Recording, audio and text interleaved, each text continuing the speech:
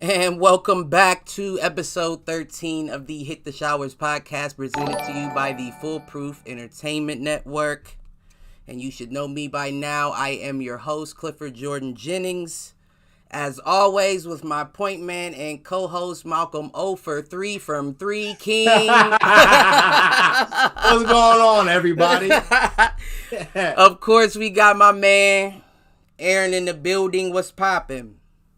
So I don't get no motherfucking no nicknames, no shit like that. The left You know what I'm coast. saying? Listen, you I can take a dish. Hey, Aaron, I got you, Mr. Aaron Left Coast. Happy ending. Oh shit! he said he paid Don't put that extra. on me, man. He paid extra. Aaron said I'll gladly tip. I don't know nothing about no goddamn happy ending. I don't know nothing about that. Right. Listen, down in Atlanta, you don't want nobody knocking at your door after all that bullshit. Right. No, hell no. Listen, so keep the happy endings off of it. But let's get down to business.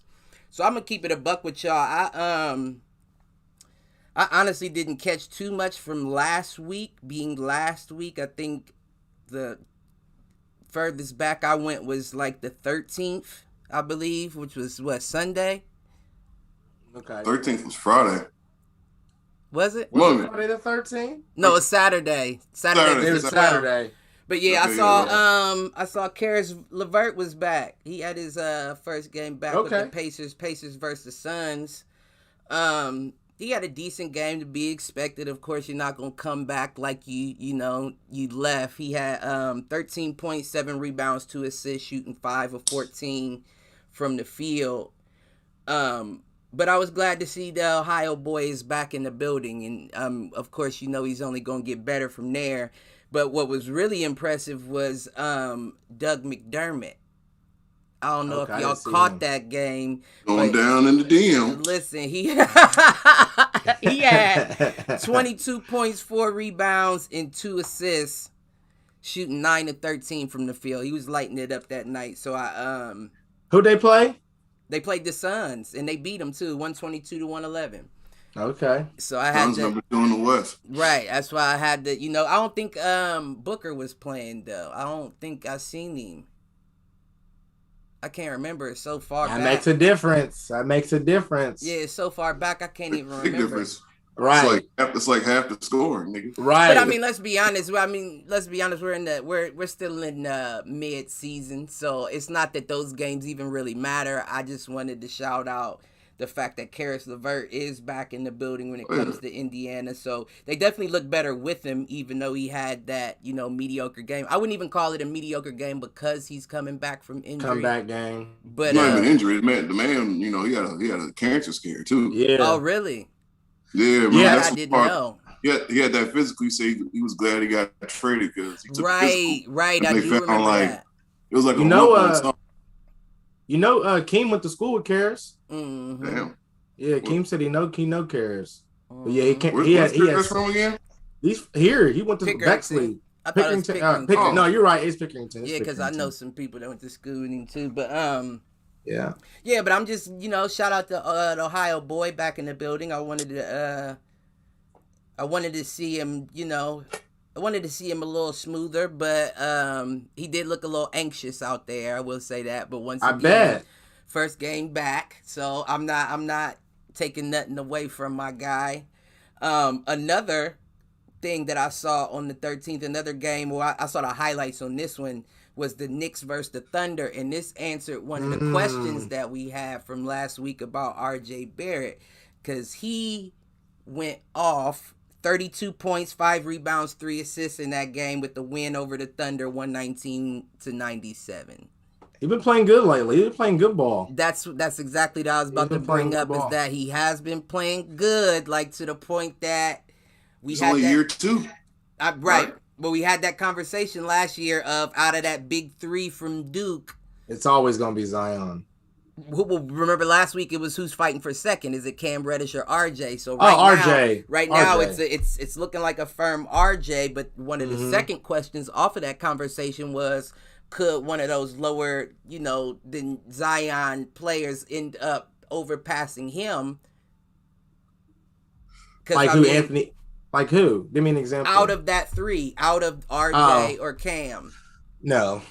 I definitely don't think that's the case. I think Zion's game is too one-dimensional for him to stay on top for too long. Right. Now, the question out of the 2 is which one's going to step up, and to me, it's looking like RJ, at least for the time being. I mean, hold on. So I don't think that any of them will pass Zion. I think that Zion is a beast, and Zion's going to continue to be a beast if he stays healthy. But I think RJ is nice, but you got to think, the leader of that team is going to do the scoring, get the buckets, is that bad man Julius Randle. Julius Randle has been going off lately. Of course. And also, do not forget, that boy Emmanuel Quickly, he gets his too. No, he's been starting lately too. Right. But wait though, because at the same time, it's not like Zion is that to the Pelicans. Why isn't it? Zion's crutch on the Pelicans is your boy Ingram. Yeah, Brandon Ingram. But Zion gets his too. It's a 2-hitter monster. Right. But I mean, at the same time, you could damn near say similar in New York. Right. It's RJ and Randall. Right. You know what I mean? So what I'm saying is with unless Zion, like Aaron said, unless he develops a jump shot and gets in the gym to really hone his body, I watched that game yesterday. I see RJ's ceiling being against the Blazers. Higher. Against the Blazers. Yeah, I watched a little. I fell asleep. Yeah. I didn't see that. Yeah, I fell asleep. Zion had a great game. They had a stat of him up there where he's like, I don't know, it was one of them random ass comparison stats from people, back in the day. But, he's so skilled at what he does. He's going to last a long time and rebound. But, value comes in, being able to do everything on the basketball court. Right. So if his value just continues to be a big guy underneath the basket, then he's going to be limited to that. Right. Teams are going to get him if they need somebody like that. But if you need somebody well-rounded, I'm going with R.J. Barrett because he has a ceiling that I don't know with sure where it's at. I'm not, he might be at the ceiling right now. This might be the best. Oh, no, I don't think so. I don't think so. You don't think so? No. I think he'll keep progressing. And it's only his second year. No, you're right. But you got to think he's also one of them players that only spent 1 year in college. You know what I mean? That's not a lot of development there. So that means that you're bypassing your development stages based off of your natural ability in the NBA. So the fact that he's even progressing still as of his second year in the NBA, which would only be his junior year in college, means that he is doing something right in the development. So he's clearly getting better, and it's by game. Yeah, that I'm seeing. I'm just saying, Murphy's Law, just because he's going up now doesn't mean No, you're right. You're right. Fuck around, have some type of case that affects his career, some shit, something stupid. You are know what I'm saying? definitely Something correct. off the court, something on the court, whatever it is. I'm just saying, like, I think RJ Barrett has the best chance to pass Zion out of Cam Reddish. The two that you said. I agree. I think RJ has the best chance to pass Zion. I mean, maybe my guy Cam is a slow starter though. And we already went over the conversation. I don't want to go too much back in the last episode, but we established that Cam can only really develop at the pace that Trae Young allows him to, where RJ's in a better position because he's going to touch that ball before Randall does. Right. Yeah. He's the one that's passing to Randall, whereas Trae is the one that chooses to, if I want to pass to Cam. Right. But the one thing I'll say is with Randall, y'all got to remember, y'all remember how Randall played in college and how he came into the league as far as his playing style went and his ability? Do y'all remember his ability? He came out of say it. Go ahead and say it. Yeah. What he played on the block. What squad he come from? It was he played off the block. He played off the block real tough. Yeah. Like that was his whole shit. I remember he played Jabari Parker in high school. Like they had like a one-on-one game, top prospect game. That's all he did to him the whole time. Right. Back to the basket. Right. I mean, he has a good all-around game though. He has a good back to the basket, turnaround, off. He's developed that, but when he came out, what he's saying is when he came out of college, and when he went to the Lakers, that was kind of his problem. Like he had a one-dimensional game. Right. And that's why he shipped his ass off. Right. I think he played with Kobe. He did. He got a little time in, I believe, with Kobe towards the end. All right, Kobe might have been like, man, get this. Right. But my whole point is with Zion is we see a one-dimensional game right now, but I definitely think just being in the league and seeing some of these other guys transcend, that he has the ability to transcend if he does. He's gonna have to. He doesn't have a choice. Yeah, he's gonna have to. That's how the game goes. I just think it's a little hard on. And don't get me wrong, I was not an RJ fan. I just think it's a little hard on him to say, could he be at his ceiling after a year and a half in the league? No, I mean, but I understand what you're saying because he's known for being inconsistent. He was inconsistent at Duke. He's inconsistent his whole first year in the league. And now it seems like he's starting to get comfortable, like he's getting. I think it's mature. Not just besides skill, just the whole maturity thing. Just learning, getting slowing down, getting past the fact you're famous, getting past the fact that you're on the Knicks and start worrying the fact, okay, I need to get better. Because I know at first he was like, man, I'm on the Knicks. You know what I'm saying? I'm getting all these followers and shit, and niggas know me in New York. He's kind of wilding off that for a little while. I think he's calmed down a little bit, but like I'm gonna hit the gym more often.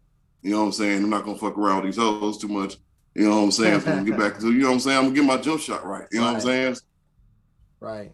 But let's give credit to Thibodeau though, because that's really why the Knicks as a collective are playing great ball. I mean, they are playing great ball. I would have most yellingest coach in the league, boy. I would have to concur. Motherfucker. Because you know what I mean? Like I seen the video the other day. Kyrie.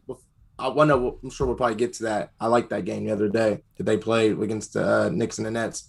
But Kyrie had told Thibodeau, I believe, after the game, he was like, I gotta be honest, like, y'all are playing some good ball. Like, you got these young guys playing, like, good job, Tibbs. And he was like, I appreciate it, we're trying, he said. Yeah.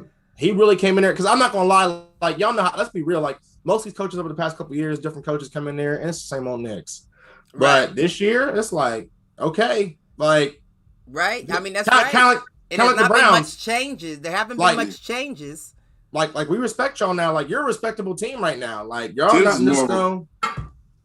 Tibbs is more of a hard-nosed coach because when he was coaching the Bulls, they were successful. Right. Rose, Noah. they had their, I think Jimmy was like, I didn't like the way he was yelling at me all the time. You know what I'm saying? He's a loud voice person. He's one of the people that can't whisper, nothing like that. You know what I'm saying? He's loud all the time. He screams a lot. I think he's real tough on like what's it called? Stamina. What's that shit? Conditioning. Conditioning, right. So it's a lot of running. You know what I'm saying? People don't like that shit. But it seems to be working. He just hasn't really had. He got a championship with Doc Rivers when he won with the Celtics. So he knows how to win a champion, but he hasn't done it by himself. Right. He was an assistant coach. Right. With the Celtics back then. So he come from a good pedigree.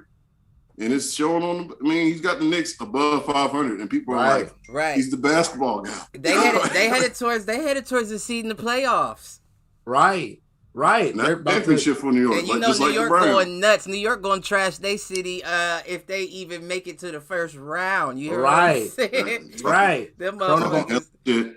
Corona gonna respread all over again. But keeping it moving though, I got a question for y'all because lastly on the when it comes to the Saturday games, this is another one that I didn't watch live. I watched the highlights on, but I watched the Hawks versus the Kings. I didn't see that one. Okay. Yeah, Hawks versus Kings. Hawks won 121-106. But my question comes from De'Aaron Fox. Okay, go ahead. Great young point guard, and while I'm watching the highlights, because I have seen some of the Kings play throughout the year, but while I'm watching these highlights, it hit me like, is this man another Damian Lillard? Like, in a sense of, like, giving too much to the market you're in and not going to be able to do anything there? I would say that, those are comparable markets, but De'Aaron Fox skill level so far kind of matches his market. If that makes sense. I get what you're saying. I get exactly what you're saying. But it works in the Kings. You should probably ride it out. I don't know. Well, two things. Damian Lillard has came out verbally and said that he loves Portland. He doesn't want to leave Portland. Whether it's true or not, that's what he said on record. Yeah, De'Aaron Fox has never verbally committed to saying, I want to stay in Sacramento. I am Sacramento. Well, he signed. I think he's. But he's like, what? This is like his third year? No, go ahead, Cliff, go, because I got a rebuttal for that. Well, yeah, because he just signed a 5-year contract. He's locked down with Sacramento through 2025. Time out. Oh. No, he's not. Do you remember that contract that Westbrook signed with the Thunder a year or two, I believe 2 years ago before he went to the Rockets? Remember that 6-year contract? Oh, it was like one of the biggest NBA. Uh-huh. Not locked in. You know that. We talked about that. If these guys really want to go, whether you're locked in or not on paper, you'll get out. You know what I'm saying? If somebody's willing to take that, take that money, take that contract and absorb it and be like, I believe in this player that much. Because I don't know what the number is that they gave him. I'm pretty sure $163 million. Yeah, I was gonna say I know it's $1 and some change. It's gotta be $1 and some change. So regardless, he's not getting out of that. Because just like Aaron said, your play style matches your market. But what I'm getting at is De'Aaron Fox is a good enough point guard that if you put him in a better market, like with some pieces around him, they would have a chance to do something. I could see De'Aaron Fox being a piece to take somebody over the top.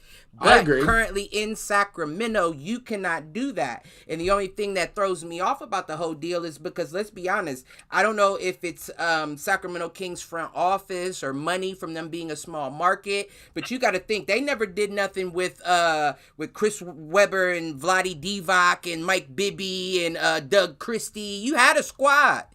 Mm-hmm. Why didn't you do it? You didn't do anything with that. So now that you have a lesser squad, I think that was like you're talking about a management problem, basically.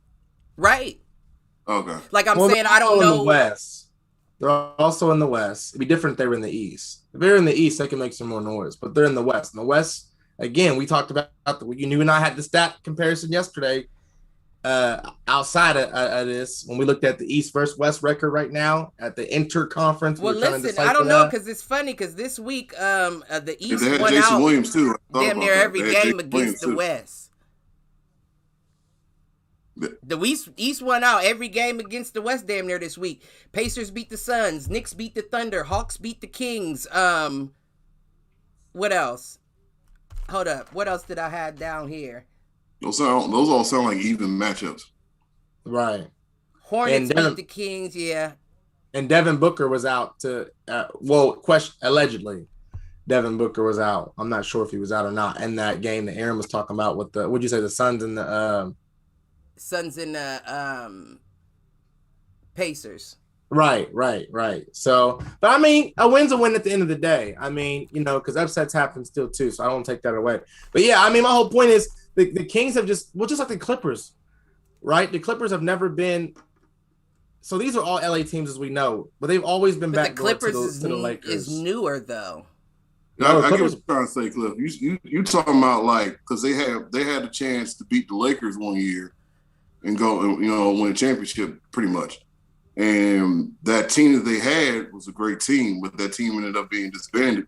And then they actually did get like Jason Williams. They had like a little burst, and they let that shit go. Right. And then it seems like they get good players. It's got to be their office. It's got to be their front office. But it's no different than the Jazz. So does the Jazz have the same issue then? Because the Jazz had Karl Malone, they had John Stockton, they had squads. They just didn't win. No, the Jazz was a great team for like 10 years. Yeah, no, the Jazz was consistently knocking at the door. But they didn't win. But they did. But late 80s to the late 90s, they was a great team. But you're talking about winning. You're talking about winning the ring, though, right? Well, listen, Mike. Right, that's what I'm saying. There's a difference when you're just not good enough. And Shaquille O'Neal. Now, if your team puts all the pieces around you to get you there every year, and you're just not good enough, that's completely different than somebody having a team. That Sacramento team that I'm talking about should have went on to be in the same position for years to come, but was not. I agree. And who are their coaches been? Who are their coaches been too? I don't know who it was back then. Because the point that I'm making now is I'm so glad we fired him in the Lakers. Their current coach, I can't think of his name. Who, Sacramento? Yeah. Trash. Yeah, I can't think of it either. But he was the Lakers coach a couple years ago when Kobe was there, and he was trash with us. Luke Walton. Yeah, that's what I was about to say. Can't stand Luke Walton. He is garbage. He was just gifted a shot. The only reason why he was gifted a shot is because he was under Kerr when they won that first year, and he coached them to the championship because Kerr was out with his health issues. Oh, that's right. That's right. He coached him off his phone. He's like, hey, man, hold up. What's the next play? Hold on. Right. It was off of merit. He had him on FaceTime. Like, look, I got to flip my phone. I'm sorry. Yeah, I'm going to do. Hey, they're going to coach right here. Everybody keep on the low, though. Keep on the low. I feel like that happened somewhere else. I feel like, matter of fact, didn't that happen? That reminds me, that happened on another team. Matter of fact, no, that happened, I think, with your Buckeyes. As a side note, I think Ryan Day was out for some reason. Or Urban Meyer. That's when Urban Meyer had his health stuff. I think that's when Ryan Day was the interim. Ryan Day's doing all right at Cincinnati. He's doing pretty good at Cincinnati. Yeah, I like Ryan Day's in Columbus. Wait a minute. You said Ryan Day. I'm talking about Luke Fickell. I'm talking about Luke Fickell. I was about to say Ryan Day. I thought you were talking about somebody that left the team. I like Ryan Day though. But the point that I was making was he took over when Urban had his health stuff going on, and I was saying that he probably called Urban asking him, "What play should we run? What should we do?" Oh, right. And he carried on. Yeah. Well, he still got the job. Right. He's kind of playing with Urban's players though, which is like something that like happens a lot. Like he's playing with Urban's off the end of draft. Off the end of his recruitment. His first draft class is coming up probably this upcoming year or next year. I think it might be next year. Yeah, and then we'll see what kind of pool he has. Because Urban was going down to Florida and knocking on doors that Ryan can't knock on. Right. He's going, you know what I'm saying? You right. Miami. You right. But De'Aaron Fox is hot. I think he'll eventually change teams. I think he'll eventually want to leave. I don't think he'll stay. I don't see him retiring in Sacramento. I don't see it. So I guess the next question would be: Does he develop enough to be a marquee player that people want after that contract's up? Because I don't see nobody buying it out now. And then let's be honest, he's not, because you're in a small market. It's not like enough people see you to be a top dollar interest. There has to be because Oklahoma's a small. Oklahoma, go ahead, Aaron. But Oklahoma was a small market, and Westbrook got out a couple times. But the difference between Oklahoma being a small market is that they've had marquee players that have put that team in a higher regard. When you have a Harden, a KD, and a Russell Westbrook, even though that's a small market, you still watch those games. Just like LeBron being in Cleveland with Kyrie. People that normally wouldn't watch Cleveland start tuning in. So that's completely different because the Kings haven't had that since the team that we named. Marcus Cousins wasn't a beast for the Kings originally, but haven't had a team, team that draws someone into a small market. Not one player, a team. Let me hit you up with this. Let me hit you up with this article because this article is exactly about this. This is what Damian Lillard said about staying with the Blazers. He said, for every person that says I want to see him on a bigger stage and I want to see him go to a bigger market, of course, those places have those cons. I mean, they're pros, but nobody ever talks about the cons. If you take that step and you go somewhere and it's not what it seems, or it doesn't work out, or injury happens, or you haven't established as much of a rapport with the fans or the team, and they choose one guy, the next guy, they choose one guy or the next guy, and now you're traded to a third team, like Russell Westbrook. Right. Well, right. That's exactly what happened to him. Well, you know what? That sounds like I can't be too hard on him because I think that way too. Where it sounds like a devil you know situation. Because let's be honest, Damian Lillard. Cheaper to keep her. Let's be honest, Damian Lillard, that sounds dumb as fuck because you're no Russell fucking Westbrook. What does he mean if he goes to another team and they like one guy over the other guy? He didn't say like Russell Westbrook. The article went on to say like Russell Right. Westbrook. But I'm saying that's pretty much the scenario. I don't think, and that may be a humble thing that he's doing right now, trying to play humble, but you're Damian Lillard. Right. You're like the second best point guard in the league right now. What do you mean? You're a gift to any team. Any team that he goes to, he could have a couple awful games and they would still be glad they have Damian Lillard. Right. So let's stop that. Let's stop that. Stop that. What he's saying is, I'm comfortable because I'm getting money put in my back pocket when I turn around. So I'll stay here as long as they keep sliding me that cash on the back end. That's what he's saying. Well, does that take anything away from him? I mean, like. No, not from him. If he wants to stay there, he wants to stay there. I mean, you know. But like I said, he's gonna go down as Dan Marino. The man has his reason. The man has his reason. I'm not mad at him. I was agreeing at it because y'all talking about the exact same thing with De'Aaron Fox. He's probably at the point of where he thinks like you, like, fuck Sacramento. I mean, have you seen Sacramento Stadium? Especially the older one. That shit look like a rec center. Like, you know what I'm saying? So I think they have a new one now, but I get why. De'Aaron Fox needs pieces. You know what I mean? Dame doesn't. Just like we talked about yesterday, Malk. Dame could go to Cleveland, and Dame's going to hit 50 regardless. Dame time regardless. But they're still not going to win, though. Just like with the Blazers, because I'm saying with the Blazers, still not going to win. Right? What's the difference then? Yeah, right? But the money being put in my back pocket. That's the only difference is Portland is keeping me satisfied because they're taking care of me off the court. You don't think the other teams will pay him? You don't think the other teams will pay him top dollar, though? Oh, you know they would. You know that's why I say it's a devil you know situation. It's a situation where he feels more comfortable knowing that I have perks and incentives playing in Portland that I cannot guarantee that I will receive playing anywhere else in a larger market. That's what he's been there between the lines. 8 years.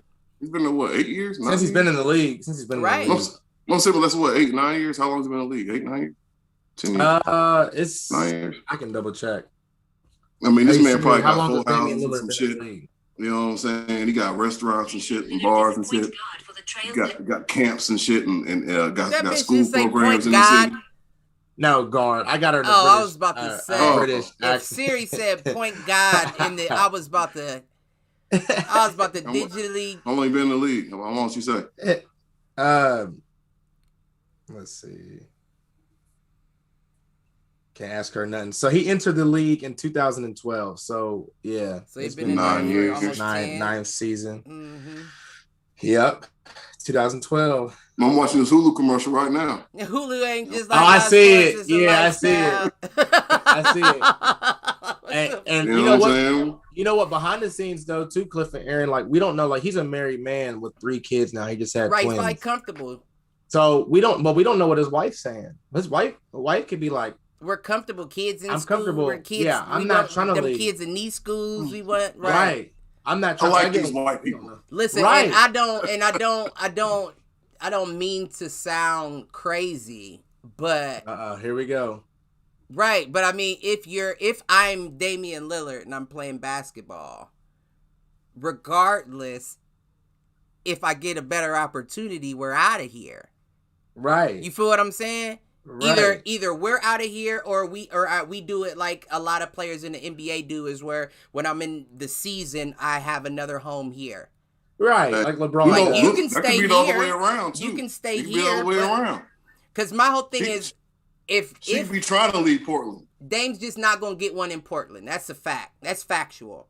Unless it's like a Tom Brady situation where you got somebody on the end of their career that's a dog, like LeBron saying, "I'll gonna come to Portland and get you a ring real quick." You're not gonna get one because you don't have pieces, and no pieces want to come there. Right. I'll just stack together. You can only get the pieces from the draft and from free agency because nobody wants to go to Portland. So if you stay there, what you're saying is, I accept the back end pay over the legacy. That's fine with me. And everybody's different. I mean, and that just doesn't strike me as Dame's style. Is all I'm saying. But continue what you're saying. I mean, no, you might be right. I mean, some of these guys, because all these people are playing for different reasons. Right.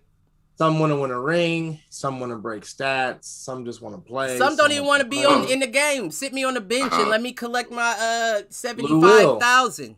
Lou Will, he's fine with. I'm talking about the people lower than Lou's, like the ones that are like, oh no, coach, no. Jared Dudley, I don't want to take my sweats off. Jared Dudley over there. Crab hit that $70 million lick. That nigga ain't got no PT. Still getting paid that check. Alan Crab, Who's nigga. Yes. Exactly. I think he plays for the Blazers. He used to play for the Blazers when it was with the Blazers. They had he got like a good run in the playoffs, and he caught a $70 million lick in the contract the next year. Well, and he ain't started a game since. Perfect. I think this nigga like 8 on the rotation. Perfect segue here. So moving on from the Saturday into Sunday, Cleveland versus the Hawks, who took the defeat. We took the defeat 82-100. But I also noticed that we picked up Quinn Cook on a 10-day. I think that's a good pickup. I kind of feel like it's a little disrespectful to Quinn to only give him a 10-day, but I understand why the Cavs would in having Sexton and Garland and not quite seeing a fit for him in there. But we still need people to come off the bench. You know what I mean? Do you need another small guy coming off the bench? It needs some Quinn Cook is. Listen. I want to get there. I want to get there because I feel like the NBA is getting smaller and smaller as we speak. And of course, we're going to make our way back around. But I think it's averaging out. I think there's way more 6'8" and 6'9" the only reason players why in the league. 6'8". Well, yeah, no, I definitely. Well, yeah, because you have to think it's more positions for them than it is small people. Yeah, it's a spread court. From small forward and up, you're expected to be at least 6'6" and beyond. Damn, you gotta be. Yeah, I mean, Draymond Green gets a pass, but nigga, you need to be like 6'9". Now, don't get me wrong. Don't get me wrong. We have right now an increase or an infatuation with the large point guard, the 6'8" point guard that can because the league is becoming so small that's a clear advantage when you have one. You feel what I'm saying? There's some 6'7", 13-year-old kid practicing step backs right now. Right, as we speak. Getting crispy. But the only reason why I say that is because I don't want to jump.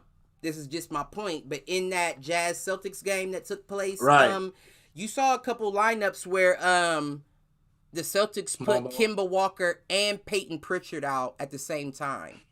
Those are both players under 6 foot. Right. And you got them both playing at the same time against the best team in the league. You feel what I'm saying? So that let me know, so there is more room for more smalls in the league. So it would make sense to pick up a Quinn Cook, but... And you're talking about against the Jazz, right? Yeah. So the problem with the Jazz is that the Rudy Gobert is like a great defender, but he's like a real big, like he can't run. He's not really going to be able to guard a guard or nothing like that. So putting some quickly on the floor, kind of like disables him a little bit because he can't do it. He shuts down. So that's kind of like a game plan. But I get what you're saying though. Like that set works. Right. It works. The Lakers, they doing good with Montrez. Mm-hmm. They got Montrez at the 5. Montrez is an effort beast, nigga. He I is. like that He is. Now I'm going. Right. I will give you that. That's But effort. he's an undersized big. He has no business playing a 5. Yeah. But just now in 2019 to 2020 seasons, you can now do that. No, yeah. You can now do that. You couldn't do that. Charles Barkley was definitely a power forward though, and he was 6'6". But I get what you're saying. Right. But that's different. That's like Zion Williamson or right. It's the same thing. Mm. You're undersized, but your size and your strength puts you in that position. Right, it balances out. It doesn't matter, but it's still we're playing small ball if we put Zion out at the 4. You know what I mean? But he can hang with any 4, but we're still playing small ball, putting him there. Yeah. Right. But but when Montrez, when you play games against like Jokic, even though he's like unathletic and they're like taller, athletic people, he gets you gotta take Montrez out of there. Right, he gets exposed. You're right. You are right. You know what I'm saying? Great point. It's like a game plan type thing. Great point. It does work often, but like you still gotta have height on your team. That's something that's right. You can't teach it. Yeah, you can't just have an all around like. But I do see people. Yeah. I do see people working more smaller lineups as a regular now, as opposed to just how Golden State did it in the finals 3 years ago, just trying to speed around people. Niggas need to find that Steph Curry gold mine. But because that is a mother. What was you gonna say? I was saying no. You're right. No, I wasn't cutting you off. I was saying you're absolutely right. But yeah, because Steph Curry is like, nigga, how many of them are you gonna find? Right. Well, there's gonna be more. There's gonna be more. Two? There's obviously gonna be more. 2. No, you're right. There's gonna be more, but no. I just meant Steph and Seth.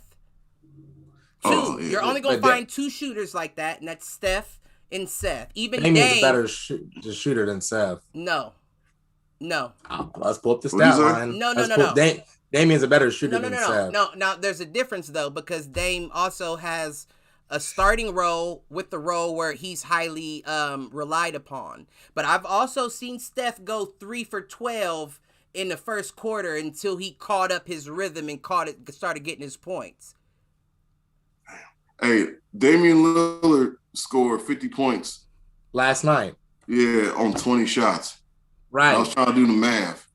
Right. He only took. What I'm saying is Damian's better shooter 4 threes than and 2s, right? Wait a minute. I'll break down his stat line. And then 16 times 2 is 32. So 44. Oh yeah, that'd be 44. So but you're not far off. But even then, you getting buckets. No, listen, I'm not taking nothing away from him. I'm just saying when it comes to natural shooters, I'm taking Seth over Lillard. Just naturally shooting. Dame usually shoots off. Right, that's what he said, Seth, the younger brother. Yes. Natural shooting, man. yes, I will. Never. Now, Dame is a clutch shooter, as in... That's disrespectful. Listen, Dame makes more shots off movement than he does set. Dame, no. So if you look... What? I'm sure, hold on. Did you say no? Hold on. I'm sure you didn't see it last night. And that's how I know you didn't see it last night. Matter of fact. Most of Dame's threes that were deep were set shots. Wasn't no movement. Get the ball in your face. All-star game he did. Let's keep this real though. Let's keep this real. But he usually dribbles into Damian Lillard has a those. way bigger green light. Damian Lillard has a way bigger green light than Seth. Right, and he takes more shots. The emblem be like, he's relied upon. It'd be completely different if Seth was in that position. If you put them in a 3-point contest one-on-one, I'm picking Damian Lillard all day. In a 3-point contest? No, I'm going in a 3-point and just like everybody said that Steph Curry wasn't going to win a 3-point contest and that somebody else going to win it. Yeah, Damian Lillard's not going to lose that. Booker. Motherfuckers said Booker. Motherfuckers didn't say nobody else. If it was Steph against Mike Conley, everybody would pick Steph. Mike Conley held his weight, though. Everybody would. It doesn't matter, though. If you put those two names in a box and say who hits more threes in a 3-point, everyone picked Steph. The only reason why people didn't pick Steph was because Booker was in there too. And Booker is just like what I'm saying, just like Seth. He hits everything set shot. He's just now getting his shot off the dribble because he's more relied upon. right? That's why he hates double team. He hates being double team. Right. You see what I'm saying? So this is what I'm saying. Seth, take shots, set in the corner, waiting, catch it, shoot, a natural shot. But when you get somebody like Steph Curry or Damian Lillard, those are players that like to go off of the screen, off of the dribble and shoot, or walk in, dribble into the shot, pull up and shoot. But they're not just standing there usually waiting for the shot to catch and release. They're even when they catch it, they're dribbling side or dribbling forward and taking a step back. They won't just take the shot off of a just catch. That's more of a natural shooter's rhythm. And I'm not saying Steph is not a natural shooter. I'm just saying I rarely see Dame take in rhythm shots. He usually takes shots off of the dribble, off of his own creation. But that's a good Vegas bet, is what I'm gonna say. Isn't that more impressive though? No. I think so. I would much rather have a shot creator than a natural shooter. But that's not what we were saying originally. You know what I mean? Yeah. You're just talking about going to the gym. Just a natural who can get shot. The most buckets. Who can get the most buckets? Just a natural who has the natural shot. I'm going with Seth. Around the world. I'm going with Seth just because, but you are right, Aaron, but just because Seth can hit from a standing set as they're asking him to do in Philly, or not Philly. Philly? It is Philly. Yeah, Philly. And he can also take a shot off of a screen as he was doing in Mavericks? Yeah, Dallas. Oh, yeah, he was on Dallas last. Yeah, so that's what I'm saying. So, like, he's almost a player where you can ask him to do either or, but I don't know if you could just ask Dame to say, just sit in the corner and take the shot when he passes you the ball. Dame's going to want to do something with it first before he takes the shot. Even if it's just a jab and then a shot. He's not just going to catch the shot, catch the pass in rhythm and take the shot. That's not how he gets down. I can see JJ Redick, that's how he makes his money, is just running around the court the whole time. Right. JJ Redick will hit a shot off of the run, will hit it in the corner. That's a natural shooter. I'm used to shooting in every way possible. Keem said it. Some people like to have people in their face to hit a shot. Right. Some people like to be on the run to get open to hit a shot. And some people like when niggas talk shit, like right in their face. You ain't finna make it. Hold on, he just said something then. Right. Yep, you're right. Said that, man. Yep, I feel like that's more Dame. Yep, that's more Dame right there. You just said waiting for the time to do it. Every time he do this, he get paid probably. He probably get 10. I bet. Hulu probably paid. Right. Yeah. This live sports is a lifestyle. Right. Oh, fucking, the owner Nike. Well, I know he's with Adidas. Oddly enough. But the only Nike Adidas. Yeah, Davis with Adidas, Side note, every NBA player's basketball shoe right now is garbage. It's absolutely terrible. I don't know. I haven't seen a lot. I'm not saying I don't know like you're wrong. I just don't know.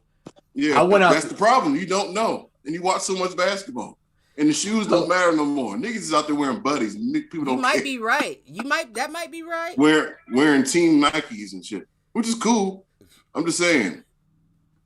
Nobody has. I haven't seen the mismatch. You'd be seeing like the neon yellow and the neon red. I can't stand that. Yeah, but whose shoe are you spending $200 on, Malcolm?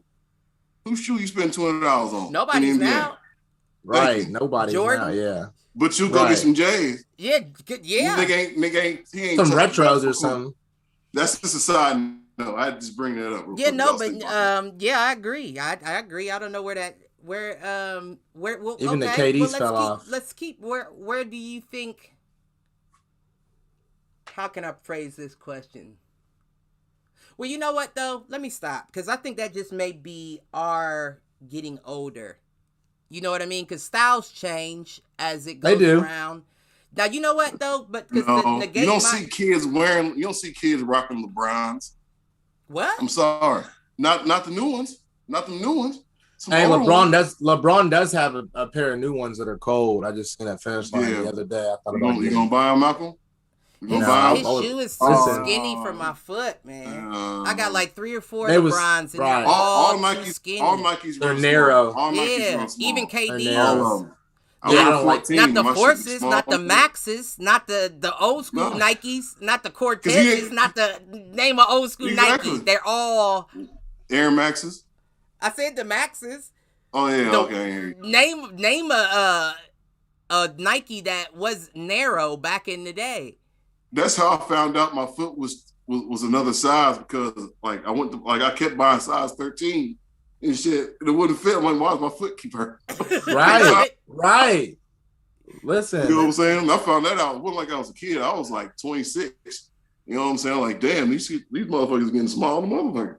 Yeah, that's the way it is now. But back to what I was talking about, the Cleveland Cavaliers Hawks game. The only thing I wanted to bring up is that I like the Quinn Cook pickup. I do feel like that may be a little disrespectful to Quinn, only giving him a 10-day, because like you said, I don't see any reason why the Lakers would release him like that. Well, I think it got to the point, we got Dennis Schroeder, Kentavious Caldwell-Pope. Well, you never gave him a chance either, because who did give him a chance was Golden State, and that's when he did his thing, which is the reason why the Lakers wanted him in the first place. Well, he had a documentary and shit afterwards, right? But at the same time, they didn't have, and they still don't. They don't have much depth in Golden State at the guard position. We had decent depth in the Lakers to where he wasn't needed as much. Oh, okay, he had to play. He had to play when it was a blowout. But you're right, because after Steph, it's like, who do you put in? You know what I mean? And listen, Clay, he was holding his own. Quinn Cook was holding his fucking own. I like Quinn. No, because remember, Steph had a this whole shit game because Steph got injured. Right. And when he got injured, he started balling for them like few weeks that he was out. You know what I'm saying? That's what I'm saying. Like you can go out, you can ball real quick and grab you a check. He doing his thing in Cleveland. I know he got checked when he went to the Lakers, and it was like, we shouldn't have gave you that much money to get away from him. Right. There you go now. And now he on a 10-day with Cleveland. That's fucked up. Like, he's a better player than that, but I guess it goes to show.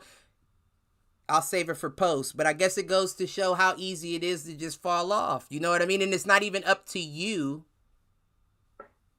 Listen, let me tell you something. This is exactly what Dame was talking about, but for players that aren't Dame. You had to give him that face. You had to put the face in there. Because that's dumb as fuck. Like, yeah, if you're a Quinn Cook, that makes perfect sense, Dame. But you're Dame Lillard. You're Dame time. That's dumb. That's dumb of you to say. So keep getting paid. Cliff went and got a mirror. Like, man, look in this mirror. Who the fuck is this? It's Dame. Listen, I don't get it.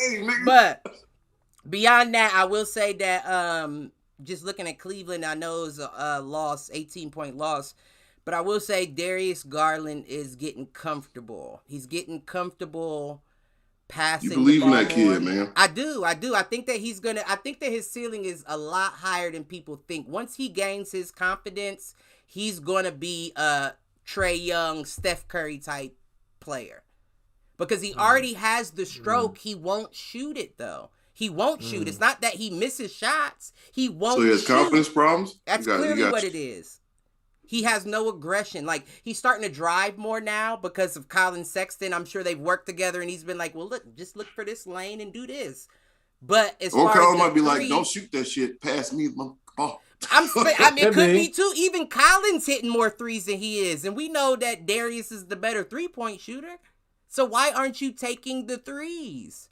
That's my only criticism of Darius Garland is, at this point, I feel like you need to take a page out of Trae Young's book, because Trae Young takes the shot when it's open, and because he does that, he draws the double team when he gets the ball off the go. You feel me? Which opens someone else up, which is why he gets 10 assists per game. But then you look at a Darius Garland that only gets 5, 6, 7. That's because they don't view you as a threat because you're not willing to shoot the ball. I mean, I've seen Darius Garland splash a deep three against the Rockets. Listen, he has a stroke.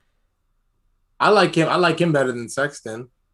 I like him more as a point guard. Like, if I had to keep a point guard, yeah, I'd keep I Darius. think if I need a scorer, I'm keeping Sexton. I think he'll progress. I think he'll pass up Sexton. I think he'll progress faster than Sexton. I don't think. Who's Cleveland's coach? Who's Cleveland's coach? Right. Who is Cleveland's coach? Nobody. It's not Mike the black Wilson. dude. What's his name? That's right. Hey, Siri, who Funny is last the name. Cleveland Starts with a Cavaliers B, I coach? believe. Hey Siri, who is the Cleveland Cavaliers head coach? Point guard, Damian Lillard. JB Bickerstaff is the coach She of gonna the give me. Cavaliers. Oh, Who? she said it. She said it too fast. She said it too Davy fast. Kristoff. Let me just That look it sound up. like a She said black it too name. fast. Yeah, he is right. It's something weird. Let me see. Cleveland Cavs coach. JB Bickerstaff. I knew it started with a B. Oh, okay. A nobody. And he's black. He's black. Shout out to my brother, but I just have some constructive criticism. Yeah, constructively criticize. So sometimes you have to pull somebody off to the side and let them know who they are, and then let them know how to change. Right. No, I agree. Like, I see you scared to shoot the ball. I'm gonna tell you to your face. If you don't like it, cool. But you out there being scary, shoot the ball. Right. Right. If you feel like you should shoot it, shoot it. He need to start having the whole team dog him. Like, oh, scary ass Darius.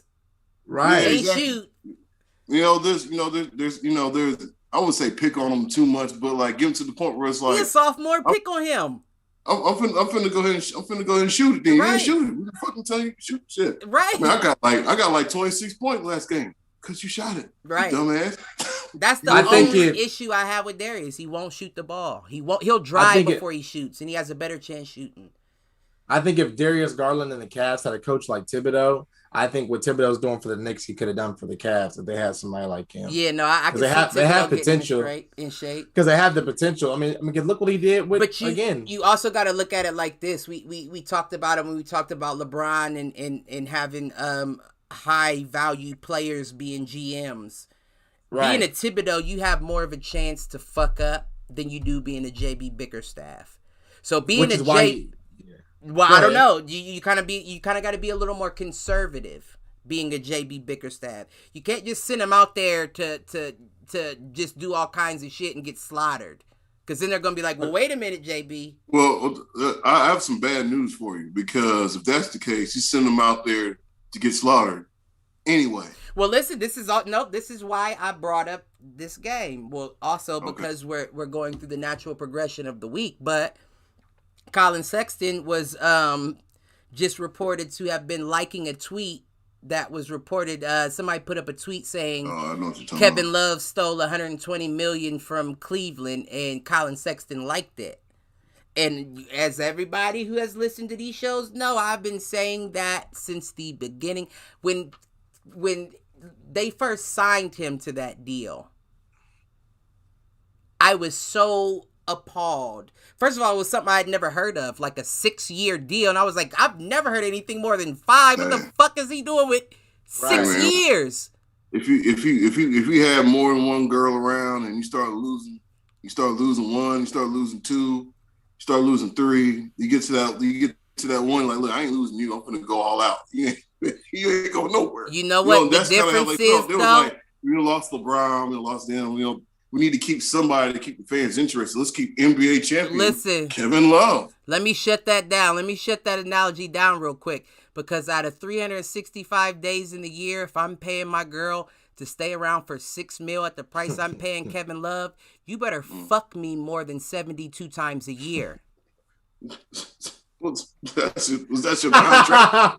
Yeah, contract. All I'm saying is if you're paying Kevin all that money and Kevin sits the bench not doing what you paid him for, that's like having no female at all. So let him go. Let that female go.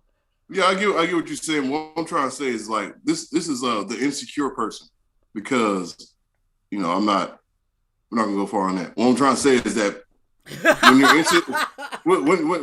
insecure or something like that, stupid. You know what I'm saying? Like, you don't want to lose everything. That's what happens to people. I'm cool with losing everything, right? Because I've been broke before. I know how to be broke. Take it off, baby. I can survive broke. I can do some shit when I'm broke. You might think, you wouldn't even know I was broke. That's how good I am at being broke. You know what I'm saying? Listen. So what I'm trying to say is that, exactly. I don't know what my shit is at. But as far as,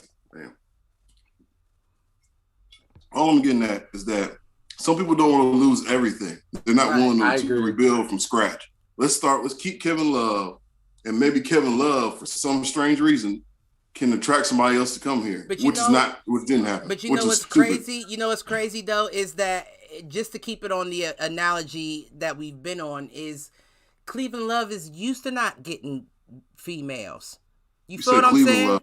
Or right, Cleveland Cavaliers. Right, I was like, wait a minute. You got a nickname. It's Cleveland Love. Right. The Cleveland Love Cavaliers. What? Let me find out. He could have been a marketing genius if only he had me. Damn. That reminds me of hey, what's that nickname they wanted to change? What's that nickname they wanted to change Columbus to?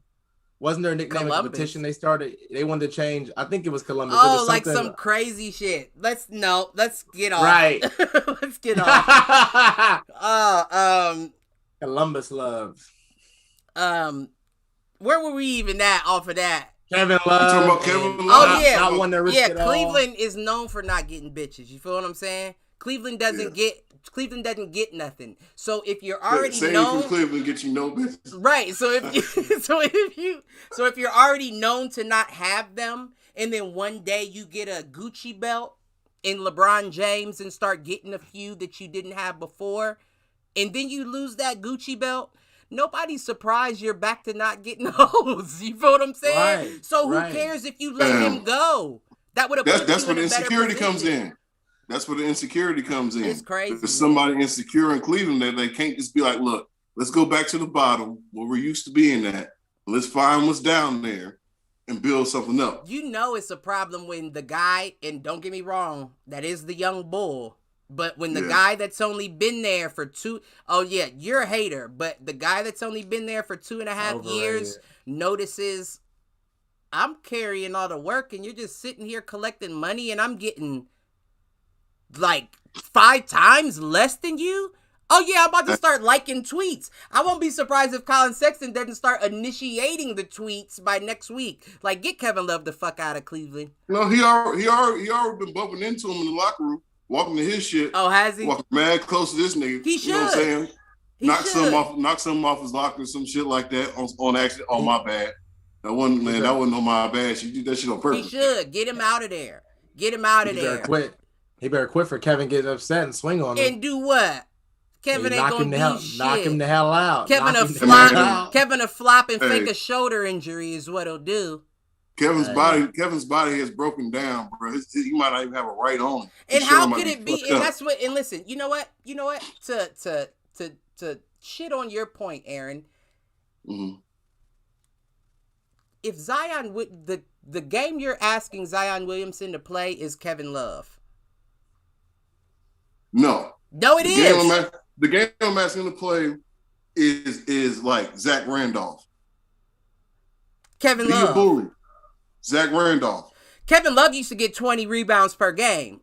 So does Zach Randolph. And Zach Randolph had no ups. But so what I'm saying is, but niggas also respected Zach. Follow me on this road. If Zach was making 170 million, they'd be like, look, he making 70 million, and I respect that. Follow me on this road. Kevin Love is soft. Follow me on this road, though. Follow me on this road, right? Because it almost says that you could be somebody that doesn't dunk, doesn't bang around, stands on the 3-point line, take shots, and still get injured. Yeah, Kevin Love is soft.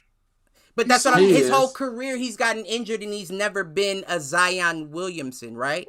So you can say, Zion, cool out, kick back, and start playing more like Zach Randolph and Kevin Love. And you can't guarantee that he won't get injured as well. That's not. You got something playing in the back, Mount? You got the podcast on? Okay. What I'm saying is that the difference between Zach Randolph and Kevin Love, and maybe Zach Randolph is a bad comparison. I could probably pick somebody else. What I'm trying to say is that Kevin Love is not a leader of a team. You know, people don't really respect him around him on and off the court. I'm not saying anything about him. Right, not as a person. I understand what you mean. You know what I'm saying? And then you talk about Zach Randolph, who on the court, he has a great game. Right? It's not the best game, but his game got him a lot of seasons in the league. Almost like Julius Randle. You can almost say Zach Randolph and Julius Randle playing right now at a big size. Similar. And he just Zach had an inside bully game. Zach didn't have the versatility that Julius Randle, but he couldn't shoot from the three. Yeah, but listen what I'm saying. Turnarounds and all that too.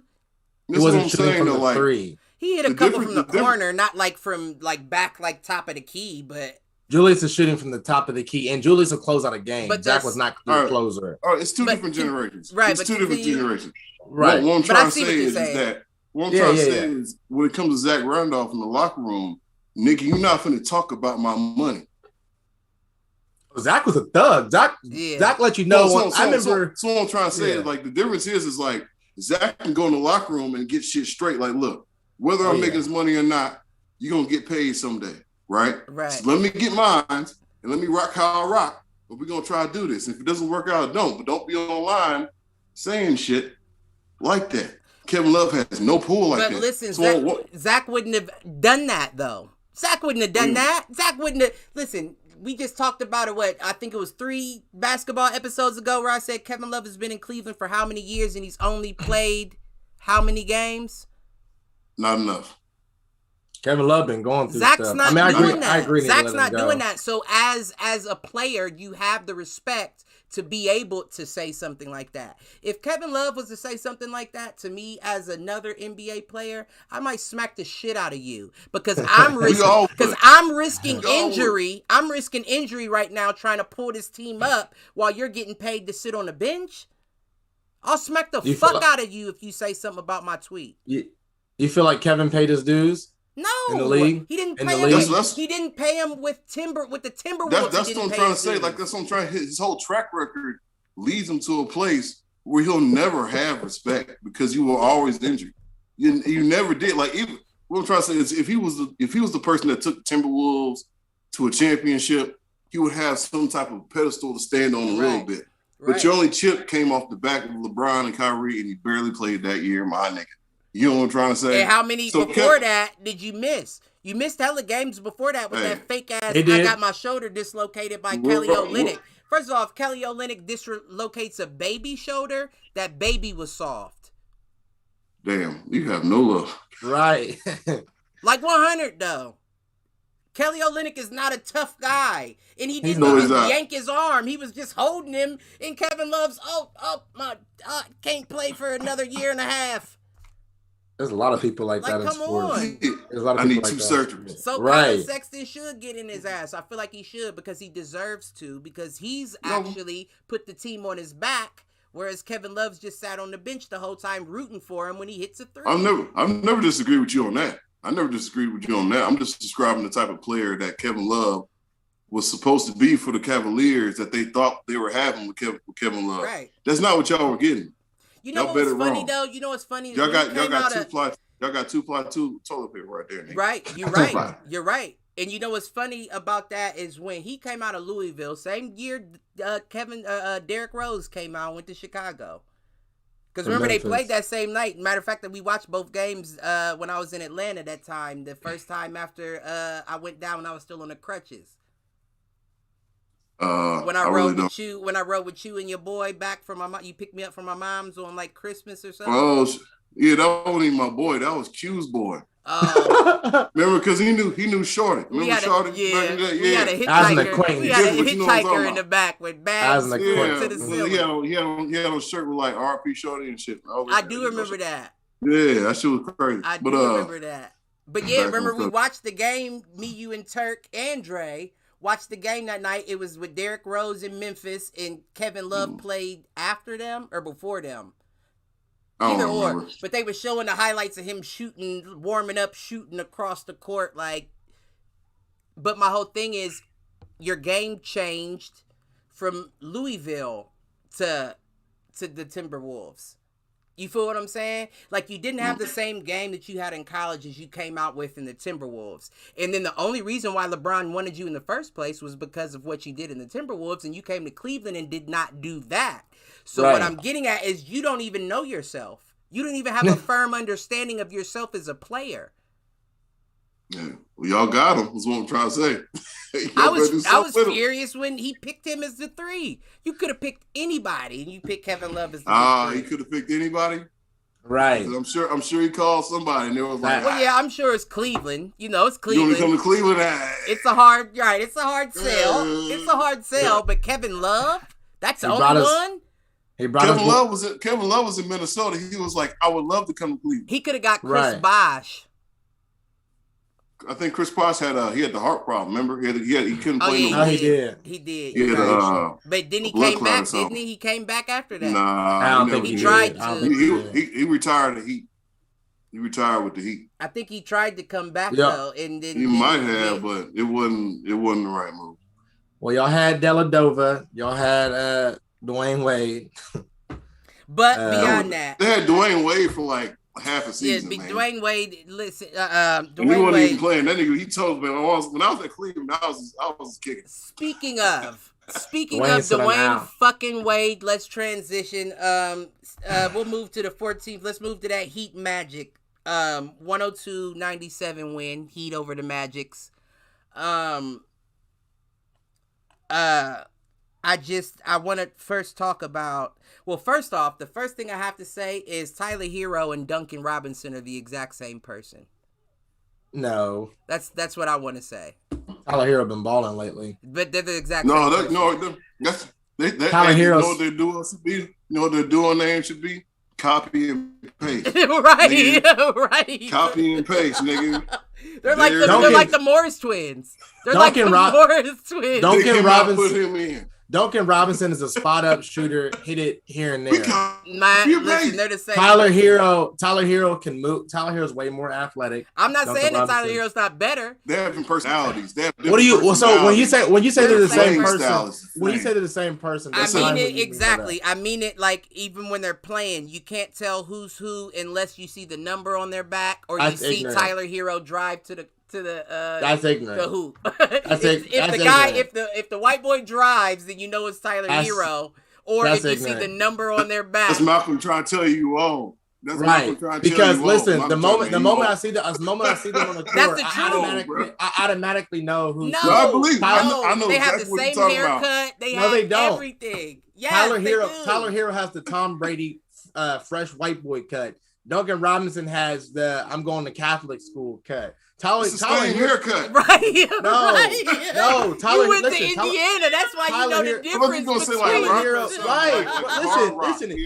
Keep all the way G. Listen, most of my friends is white. Shout out to my white people. Listen, shout them out. I love them too. But that's the same motherfucker. Tyler Hero has a fade on the sides. Duncan Robinson, if you look at him, he got the fade on the side too. Malcolm, look. He got the shadow. The personalities and maybe where their hair is a little bit different, but how they play the game, they're the same. Their approach towards the game, they're the same person. They're the same person. Tyler Hero just a little smoother. That's like the perfect sub. I won't show it. The perfect sub. You are right. Copy and paste. Exactly.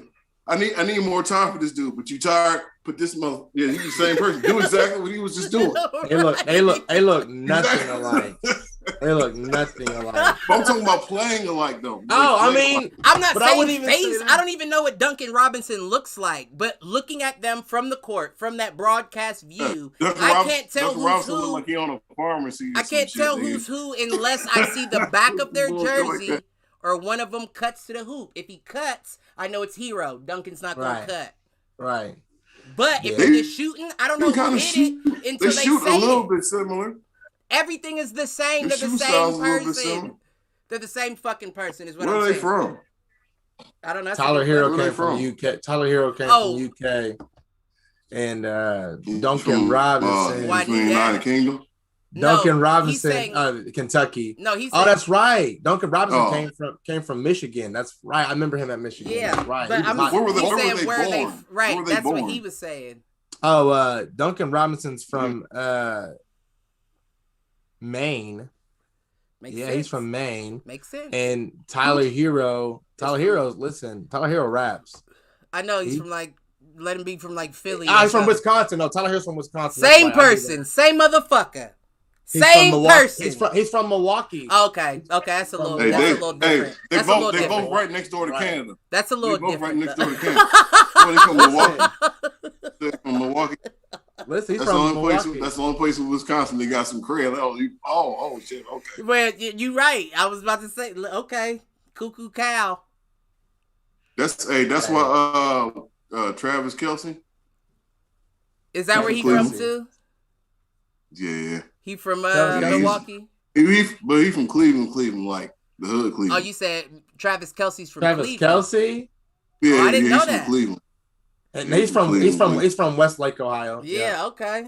Well, that makes sense. Yeah, that makes sense. Then he got that black wife and all that. That makes a lot of sense then. Hey, well, his brother Jason is a center, or I'm sorry, he's a guard, whatever. He's the lineman on the a Eagles. big boy. He's from Cleveland Heights, Ohio. His brother's a little bit older than him. Oh, okay, that makes sense then. That's kind of like me and my brother then. Like, okay, I grew up there, and then when we got a little more money and you were born, we were here. Right. Yeah.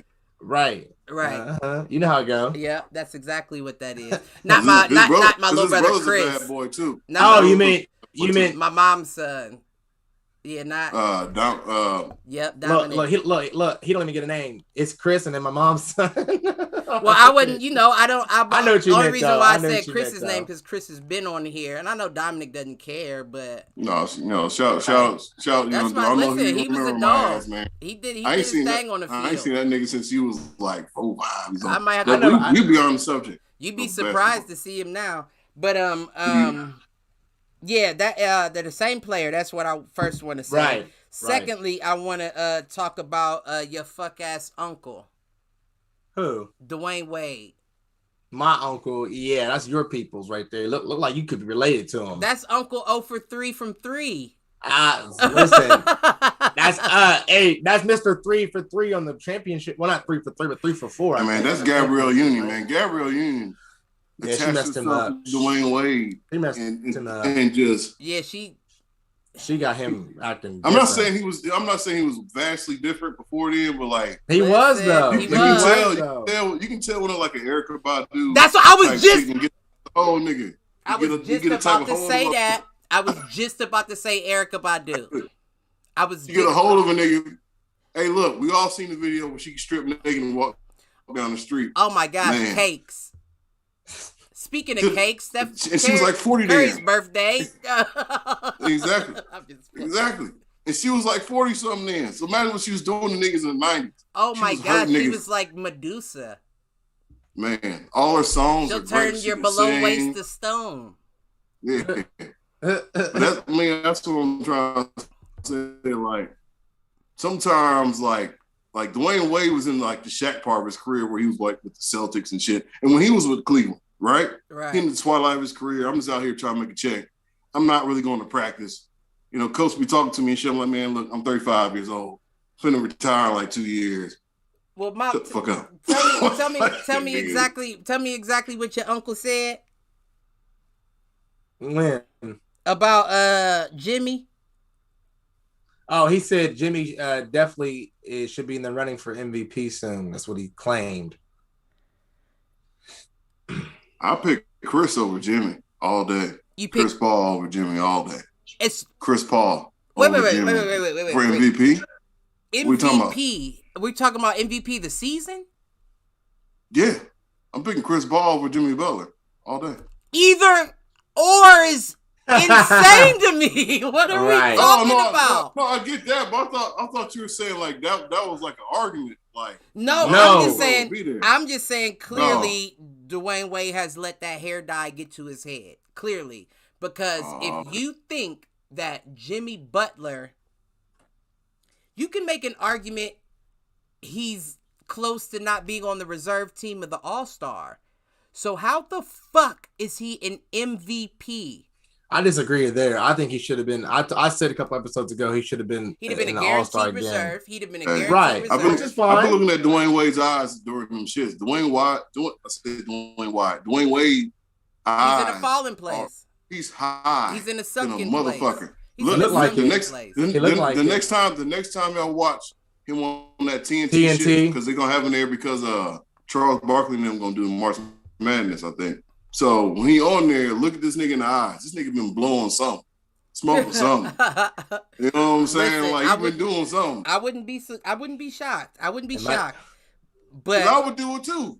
I would blow on Fargo, and you see me over there like this. Get the close up on me, I'll be like this. What was that face, Malk? The Dwight Howard bout. punched it on like 3 dudes. He didn't get it though, but that was going to be dunk of the week. Okay, man, that man almost injured himself for the rest of his career. Right, that was pretty almost impressive. Anyways, Dwayne Wade's tripping. But yeah, I looked at season average right now for Jimmy Buckets, 21.7 points, 7.5 rebounds, 7.8 assists, shooting 47.6%. That's not bad by no means. Right. But you got sophomores and juniors in the league beating those stats. Yeah, and the Heat is a terrible team. MVP. The Heat is a terrible team. The Heat is a terrible team. They're not a good team. You can't have an MVP with meager numbers from a team that's below average. Well, I feel like you could if it was a situation like we talked about earlier with like Dame Lillard going to Cleveland. Like if you're putting up 40 to 50 every night because you're the only one that can. He's not putting up Dame Lillard. He's putting up 20. You said 20 points. Right, but you said on a bad team though. I was just saying that would be my only counter. He is on a bad team. And they're not a bad team, Aaron. They're 22. The Heat is a bad team. They were just in the finals last year. They didn't make changes. What's the record? What's the record right now? They're 22 and 18. That's not a bad. My Lakers are close to that. That's not. And we're third in the West. That's not a bad, or third or fourth in the West. That's not a bad. Even though I'm wrong, I'm sticking to it. Listen, I'm not giving up. I won't disagree. I won't say that they're a bad team, but I will say that they're not playing to their potential. They're not going to smell and the only thing that I can think of to say why you're not playing to your potential has to be Jimmy Butler, because you're the leader of the team. They're number 4 in the East right now, right behind the Bucks by 3 games behind the Bucks. So they'll pass the Bucks here soon. Right. I still have no love. At least you're honest. I don't either. But I mean, I love Jimmy Butler. Don't get me wrong. And have you seen him on Hot Ones? Well, he has a great personality. Is that the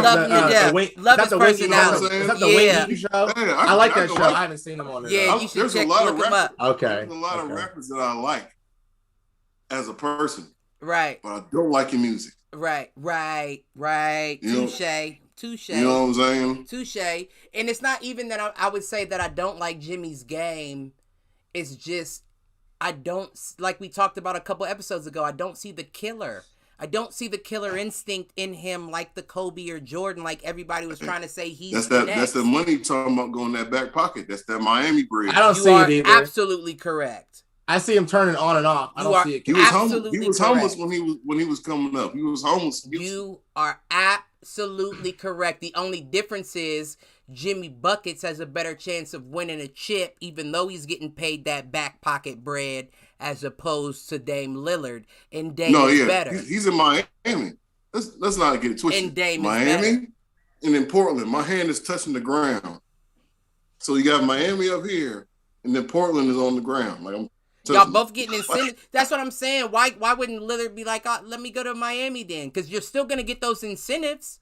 And then you got a chance of getting a chip too. Well, like we said, we don't know the back end of it, right? With families. Like remember, you even said it. Nigga, fuck family. I want a ring. No, I'm just... Listen. Hey, but for real, them kids was just born, though. Let's be a buck. Those kids was just born. You got 2 years before they start realizing and remembering. Well, he got to about 7, mate. He got to about 7. You're right, but I'm saying if you wanted to be nice, right. You got to about 3, 4 to be like, I'm around all the time for them. But realistically, you are right. About 6, 7, they'll start realizing, oh, Pops wasn't around. And for all we know, he could have moved his closest family towards where he's at. And then they gotta go ahead and uproot you, your wife, your 3 kids, your family. You know what I mean? Who knows? It makes sense for me. There's no way Portland's paying better incentives than Miami is. Remember we talked about. You not talked about this. There's a lot of tech in Portland. You did, yeah. I forgot you said that. That is different. Yeah. And remember, I gave you the analogy about. Different.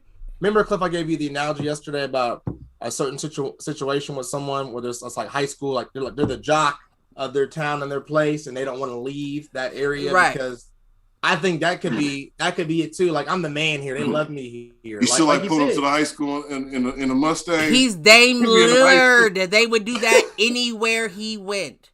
They would do that anywhere he went. Coat, nigga. You would think so. But it doesn't always. It doesn't always happen. Maybe New York would be the one place that if he came and had one bad game, they'd be like, oh, we don't want him here. Dame? No, we don't want him here. New York would be the only place. Anywhere else would be like, Dame, it's okay. You missed, you're 0 for 25. It's okay. We know what you can do. Slow down, relax, and do your thing. Everybody's going to give Dame third and fourth chances. Everyone. So there's no reason in my mind that you would stay. Let me ask you this question. So you would say Dallas is a bigger market? Hulu doesn't just have side sports, it's a lifestyle. Huh? Okay, man. What I'm trying to say is do you think Dallas is a better market than Portland? No, because Dallas is in Texas. Dallas is in Texas. And then we already know how Texas goes with black athletes. Fuck no. Nope. Fuck no. Because I would be like, look, if I was Dame, I would be tempted to go to Dallas. What, for taxes? The taxes, but not only that, the team can't play with Luka. If you can move Luka over, Dallas wouldn't even allow that. Let me do that Dame magic. Dallas wouldn't allow that. I'm talking about from a basketball standpoint. Then let me just talk about basketball. No, Dallas wouldn't. That's all I'm trying to say. And that take away from Luka. I feel like Luka and Dame. Let's keep it a buck. They have similar games. Right. They have similar games. Right. Is CJ McCollum's game similar to Dame's game? A little bit. No. I wouldn't say that. No, I understand I understand why you would ask the question, but no, I wouldn't say that. Because even Clay's game's not similar. It's similar as far as they can both shoot, but Steph's got do you think Luka's at an age where he could be like, this is Dame? Let me let him rock. Yeah, no, definitely. But just like how we thought with James Harden. We thought the same thing with James Harden. With the Nets, he's proving us wrong. Right. No, you're right. A little bit. You're right. But why would you want to take back? What if that happened? Wait. You're talking about Brooklyn and you're talking about Texas. You want a chip? Wait. But Texas, and we talked about this Saturday. Texas has always had their best white player in place. Dirk Nowitzki, Luka Doncic, Kristaps Porzingis, Troy Aikman. There was always. I'm just talking basketball in Dallas specifically. They always had to have the best white player in the league to go behind. So what that tells me between the lines is that, because it's been that way for years, arguably for decades, that tells me that you don't want somebody like a Lillard in there to take away from that guy that you chose to have. That's a great rebuttal. And I don't think Mark Cuban. I didn't think about it like that. I personally think that Mark Cuban. I think Mark Cuban's open. More open-minded. I think he's open a little bit, but exactly. I think he also inherited that position from. And he owns the team. So if Mark is like, look, this is my guy right here. Mark's gonna break the cycle. Dane. So you're saying Mark could break the cycle? He has a better chance than any other GM in Texas. No, I agree there. I do agree there, but but like as far it hasn't been broken yet, and you've had that team for a while. Here's what I'm trying to say: is as far as the team that I would like to see Damian Lillard go to, that's like the team I would pick. Even though it's like Dallas? I didn't really have a realization, I would pick Dallas, man. No. I would pick Dallas. That team is deep. I would. If Dallas got, it was up people to me, are talking about Dallas. If it was up to me, Dallas is that. Continue what you were continue what you were going to say, and I'll tell you my team. Well, what I was going to say is that Dallas is one of those teams like everybody talks about, right? Popular team in the league, right? Got Luka Doncic, MVP conversations. You put him with Damian Lillard, and then you just pick another person on the team, whoever.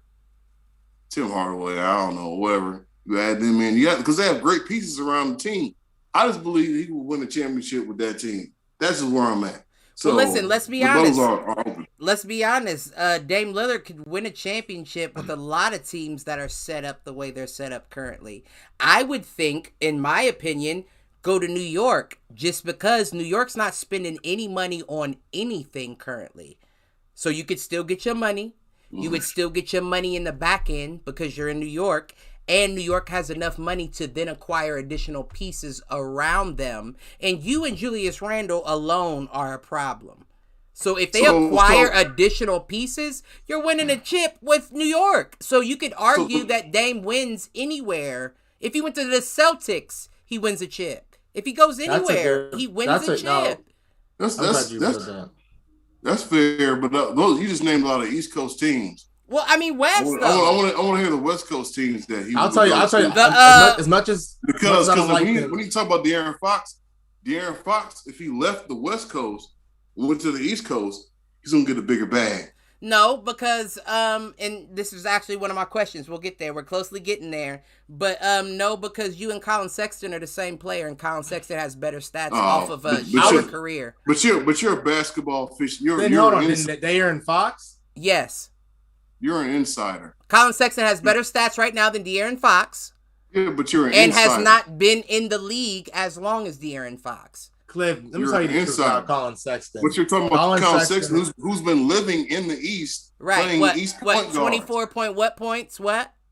Colin Sexton is a knockoff De'Aaron Fox. That's all I think of when I see Colin Sexton. He's better than him. So De'Aaron Fox, do you want me to go off a career or do you want me to go off this season? This season. Stat? Okay.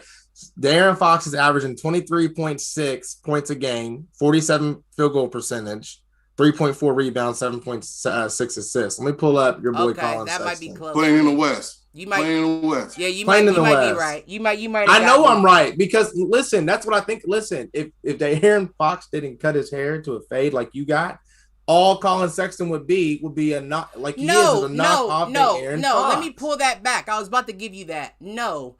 De'Aaron Fox has much more than Colin Sexton has ever had. What do you mean? De'Aaron Fox in Halliburton alone, just off of this past rookie. What are you talking about? He has Garland. Stop it. And JaVale McGee's been balling. Hold on. JaVale McGee's been getting buckets. Stop it. Those are both reaches. Those are both reaches. How? JaVale's a champion. You see what he did for the Lakers last year? Listen, but he did not lead a team. You can't just have... Listen, that's why he's not starting, right? That's why Jared Allen is starting over him, right? I think you should switch that to be... I think that's the problem, too. It doesn't matter, though. JaVale McGee is not starting because JaVale McGee could never lead the team at a big man position, which is why he's gotten bounced around all of his career from Denver. He led my Lakers at the center. You said what? Led my Lakers at the center. He started when he was on the Lakers. Dwight was off the bench. And look, that was the prime. And look, and then they dropped that nigga off the fire station, nigga. Right. They did. They dropped that nigga off. So they dropped him in Dwight. They dropped him in Dwight right now. The side piece. They dropped him in Dwight off, which we always said that was just right. Ignorant. But why? For Montrezl Harrell, right? Dennis Schroeder. So honestly, think about that. That's what I'm saying. When you look at De'Aaron Fox in the West, and then you look at Colin Sexton and his team in the East, Colin Sexton has literally no one. He has Darius Garland. He has Isaac Okoro, which is another rookie. Nice. He's developing, but he's defensive over offensive. So that's another one you can't count on. Then we're going to the four. Who have they been playing at the four? Larry Nance just came back, but who have they been playing at the four? I'll tell you why it's a comparable team. I look at the record. You guys right now are 14-25. The Kings are 15-24. You're neck to neck.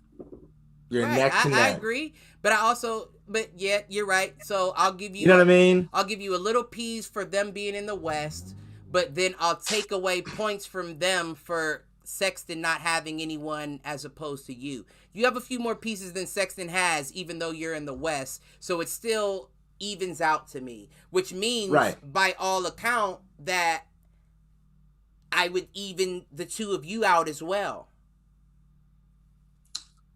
I just feel like because if you gave Colin extra pieces, he may come up with extra assists. But with no one there to assist to, right? Why would I pass the ball at all? Right, I agree. I mean, they're similar. I see where they're similar. I feel like they're listen. That's like you said. Aside Duncan from the and cut, Tyler, they're exactly Duncan copy and paste, just the same way you said. Maybe I'm being biased because I've seen Aaron play since college, and I know that he's just a dog. I mean, listen, Colin Sexton came back from a 12-point deficit, 3-on-5. Alabama against Minnesota. Minnesota wasn't no slouch that year. 3 players against 5, and he came back scoring all the points himself. With 3-on-5. Nobody's done that. Nobody's done that. Like, nobody ever in the NBA has ever done that. Are any of them players in the league right now from Minnesota? Nobody has ever had a situation where their entire team got fouled out to where they only had 3 people to finish a fourth quarter with, and then came back with 3 people against 5. No one in the history has ever done that. That's impressive. That's impressive. They lost by what, 3 points? And they were down 12? Malcolm, I'm going to tell you this too, man. As far as college basketball, I respect the sport, and it's entertaining to a point. But you have to understand that when it comes to NBA basketball, Kenny Jet Smith said the best. There's only been 5,000 people to ever play in the NBA. The whole tenure of the NBA from the 50s or some shit like that. That's crazy. It's only been 5,000 people. That's crazy. Right? From college? No. Just in to general. Play in the NBA. To play make in the it there. NBA. Whether it be from college or picked up from free agency or walk on. So if you look up all, that's what I'm trying to say. What I'm trying to say is, like, when you play in college, it's like, no disrespect to Carmelo Anthony, but like he won 2 national championships, and that's great. Syracuse, right? Yeah, but that ain't no NBA championship, dog. Right. No, I agree. It ain't. No matter how you frame it up or you put it on the wall, it's great. And it's an accomplishment that most people can't say. And you know what? It's funny that you say that too. It's funny that you say that because out of all years, I would peg Portland to have a good chance of coming out, but the only thing that fucks them up is Utah. Utah has now overtaken the entire West, which threw a wrench in the game because everyone expected it to be the Lakers, right? Golden State, right? Then Portland. But since Utah threw the wrench in the game, now that puts it. And the Suns, because I Suns is number 2. wouldn't quite say that yet, though. They're number 2, though. Right, but I wouldn't quite say that yet. Just yet. Because the Suns aren't used to being in that position. You feel what I'm saying? So I don't know that as the time goes on that you won't fall back into being the normal Suns that you end up being. Portland is used to being there every year in and year out. So they know what it takes to stay there, and they know what they didn't give to get beyond there. Right. That's different when it comes to the Suns. So I don't really count them as much, but I do see what you're saying. They're new successful. Right. What you're trying to say. Right. They don't. They once shit falls off in the playoffs, I expect you to fall off. You just got a bag, nigga. You finna be broke soon. Chris Paul may be the only thing that can keep them, you know what I mean, level-headed in that situation, because nobody else has ever gotten there. He almost took a OKC against Houston last year. Remember, Chris Paul's a difference maker. It's sad that he hasn't won Aaron one yet said either, He said it. He improves his teams as he goes on. That's right. He improves the teams that he goes on. He need to be a coach or something. I agree. He need to do something with the game after he retires. I agree. Let me give you the perfect analogy though, Cliff, of the Jazz. Yeah. The Jazz remind me of that girl. You go to the club, it's dark, got a little makeup on. She's cute. Things already know she's cute. Yeah, right. She's cute. She looks good. She's fine. And the lights come on. They look good. Sit in the backseat. Right. Put a bag on that face. And not. He said put a bag on that face. Put a bag on the face. And I don't mean no disrespect. The Jazz are hot right now. I once again, like Aaron put it, you're playing right now. You ain't money on the line, so to speak, which is not the playoffs. I feel like in the playoffs, y'all got to prove me otherwise. Right. In the playoffs, Denver smacked y'all last season. smacked y'all. Yeah, it went down to 7. It went down to 7, but I mean, you are right though. You are right though. We got to see what the Jazz does in we there never too. talk about Denver though. Like Denver, they've been quiet. Starting to be figured That's out. That's who you want. You want that quiet team that makes it because nobody thinks to even look at film on them. You want that quiet team. And Jamal Murray, I'm gonna look up his stat line because I ain't heard nothing about Jamal Murray this year. He's having a down year. He's having a down year. Yeah, he is. Speaking of Jamal Murray, has anybody found out when Dinwiddie's supposed to be coming back? I can look it up. That's gonna be bad for teams when Dinwiddie comes back too. He's nice. That's gonna be bad for teams. I don't think it's any time in the regular season or this year. Oh really? Somebody would have said something. Oh shit! I haven't heard nothing. Oh shit! Well, I could be didn't wrong. know it was that nigga could be back next game or some shit. Well, I haven't heard. I didn't know Blake. They drafted Blake or traded for Blake hurt. Yeah, because why? Well, you need him. Did y'all see what happened with Blake? Did y'all see what happened with Blake when they played the Pistons the other night? Nah, what happened? So they said Blake is a video going around viral. They said Blake forgot what team he was on. The Pistons had dunked on the Nets, and Blake went like this. He went. Put his hands down. He's like, but you know what? Blake is hands down the funniest guy in the NBA. I could see him doing some shit like that and playing it off like on some the league loves you type shit. Yeah, that might be why some niggas don't like him though. Cause nigga, why are you playing about shit like that? Why you what? Why you playing about shit like some people are real competitive like that? Like, well, I don't think it was a situation where he did it to be funny so much as like Malk said he forgot and then tried to play it off. Like, it was an actual right. Okay. Just I fucked up, one clap. That's all they get. Right. Yeah. He's goofy. I like Blake. Yeah, he's funny. He's actually he started his stand up career. Do it again. In the office. I've seen that. He's a prank show too. Did you see that? No. I seen that. That would make me think further into it. Like, I don't like shit like that. But stand up is different. Like, you telling jokes is different than having a show someone else controls. Setting people up. Right. Like that's different. But Blake as a stand up, like I could see him he's been on a few shows. Broad City. He was one of the. I didn't know that. Yeah, he hit one of the girls on Broad City. Funny as hell. Funniest episode. I won't say the funniest, but. Yeah, Blake I don't even know what Broad City is. What the fuck is that? Broad City is like the female workaholics on Comedy Central. It's over now. Okay. Never.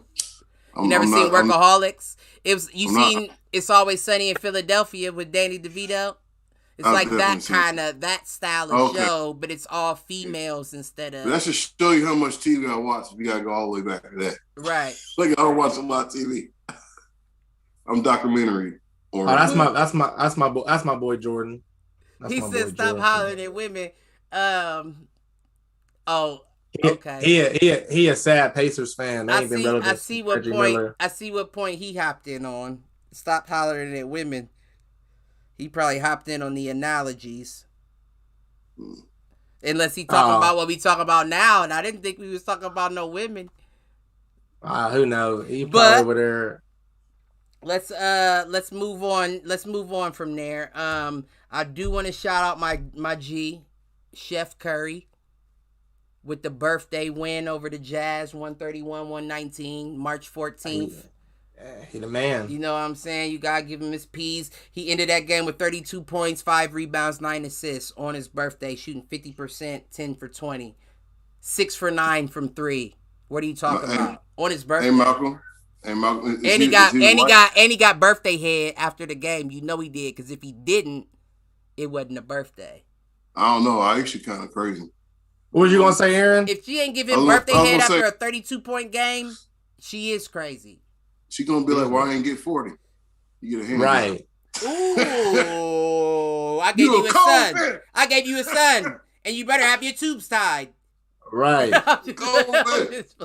Listen, she already knows. It's Steph Curry, the light skinned representative of the NBA. Oh yeah. Is he the light skinned mascot? Wait, who? Like is he the Steph Curry? Steph Curry. Light skinned mascot at NBA? Yeah. Does the mascot have to be light skinned?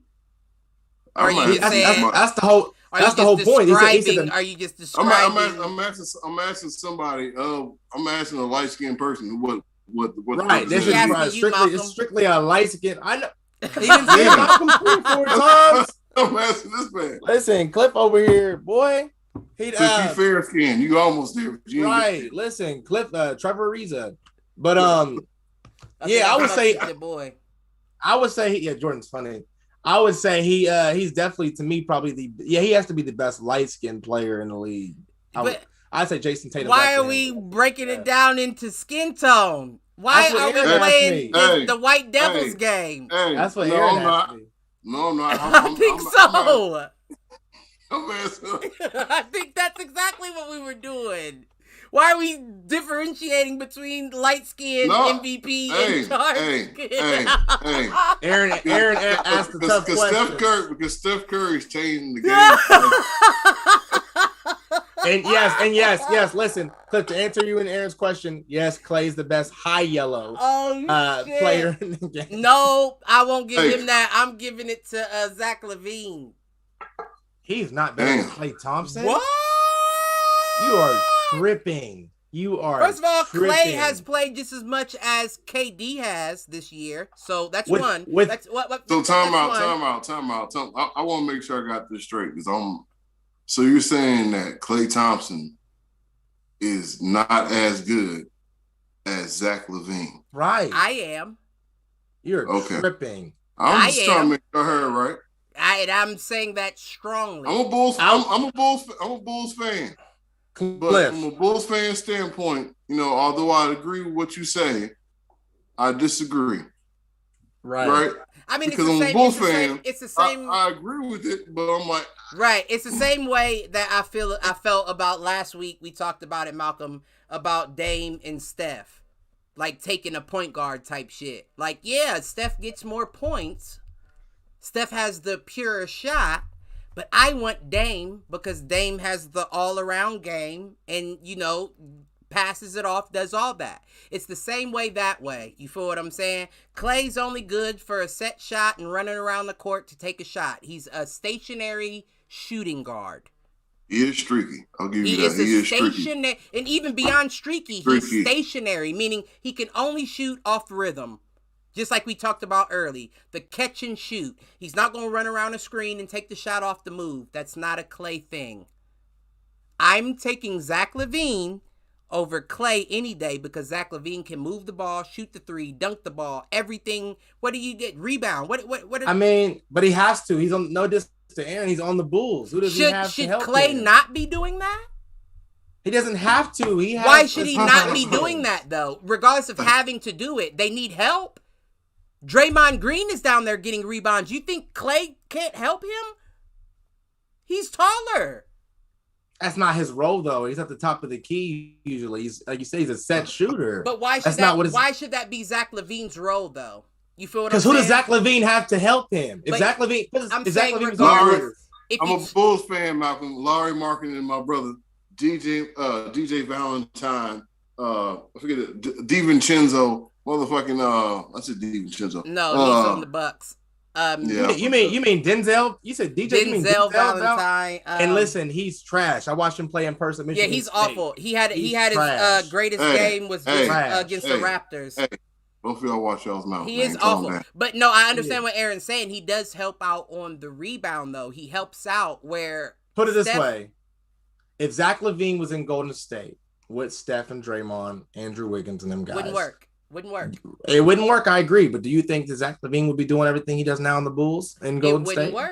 It wouldn't work. So that's what I'm saying. Klay would probably be doing the same thing. Now ask me the same question and take Steph out and put Klay in there.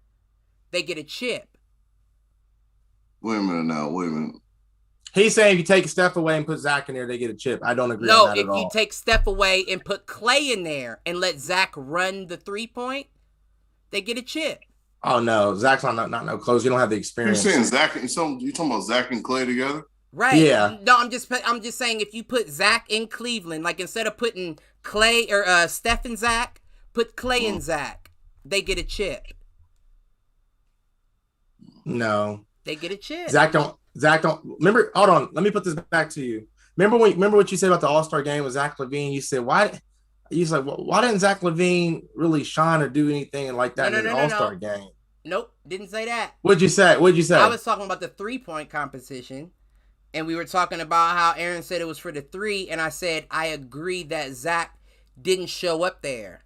I said I don't know if it was from nerves or lack of nerves, but he didn't actually show off his actual shooting performance in that 3-point competition. But we didn't talk about him playing in the All-Star game. He didn't show up at all. That's what I'm saying. I didn't speak on him in the All-Star game. Yeah, I don't even remember seeing him, to be honest. Exactly. But when you're on a reserve, it's different anyway, because you don't get a chance to get into your rhythm. You're expected to come off the bench and just produce. You still get playing time. Chris Paul was getting buckets off the bench. Right, and certain people are prepared. Chris Paul's been an all-star.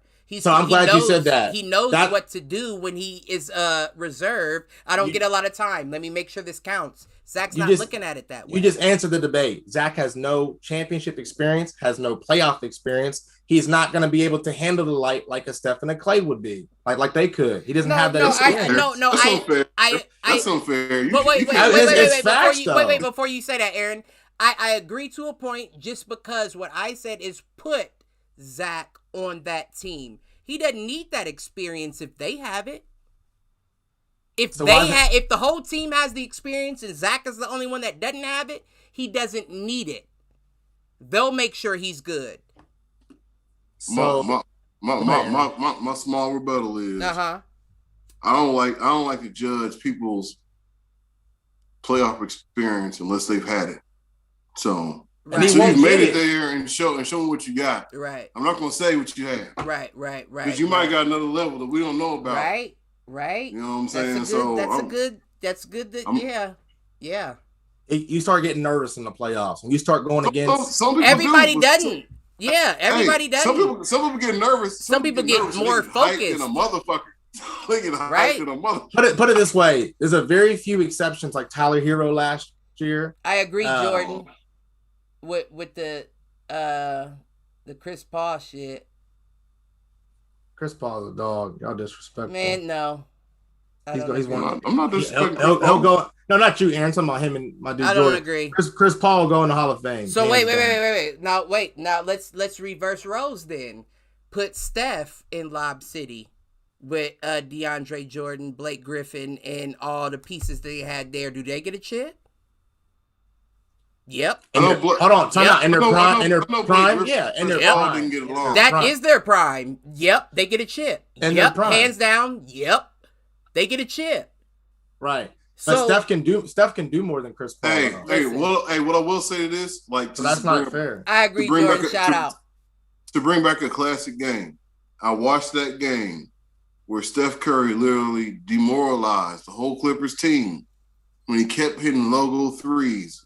Like it was like 5 or 6. It was like the most disrespectful shit I've ever seen. I know exactly what you're talking about. They were up by like 12. It was like a minute and a half left to go, and he just kept making them. I know exactly. He just kept making them, and they was looking at the bitch like, "What?"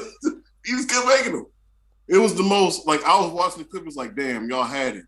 Because I think that was the series where like the Clippers came back in 7 games and won.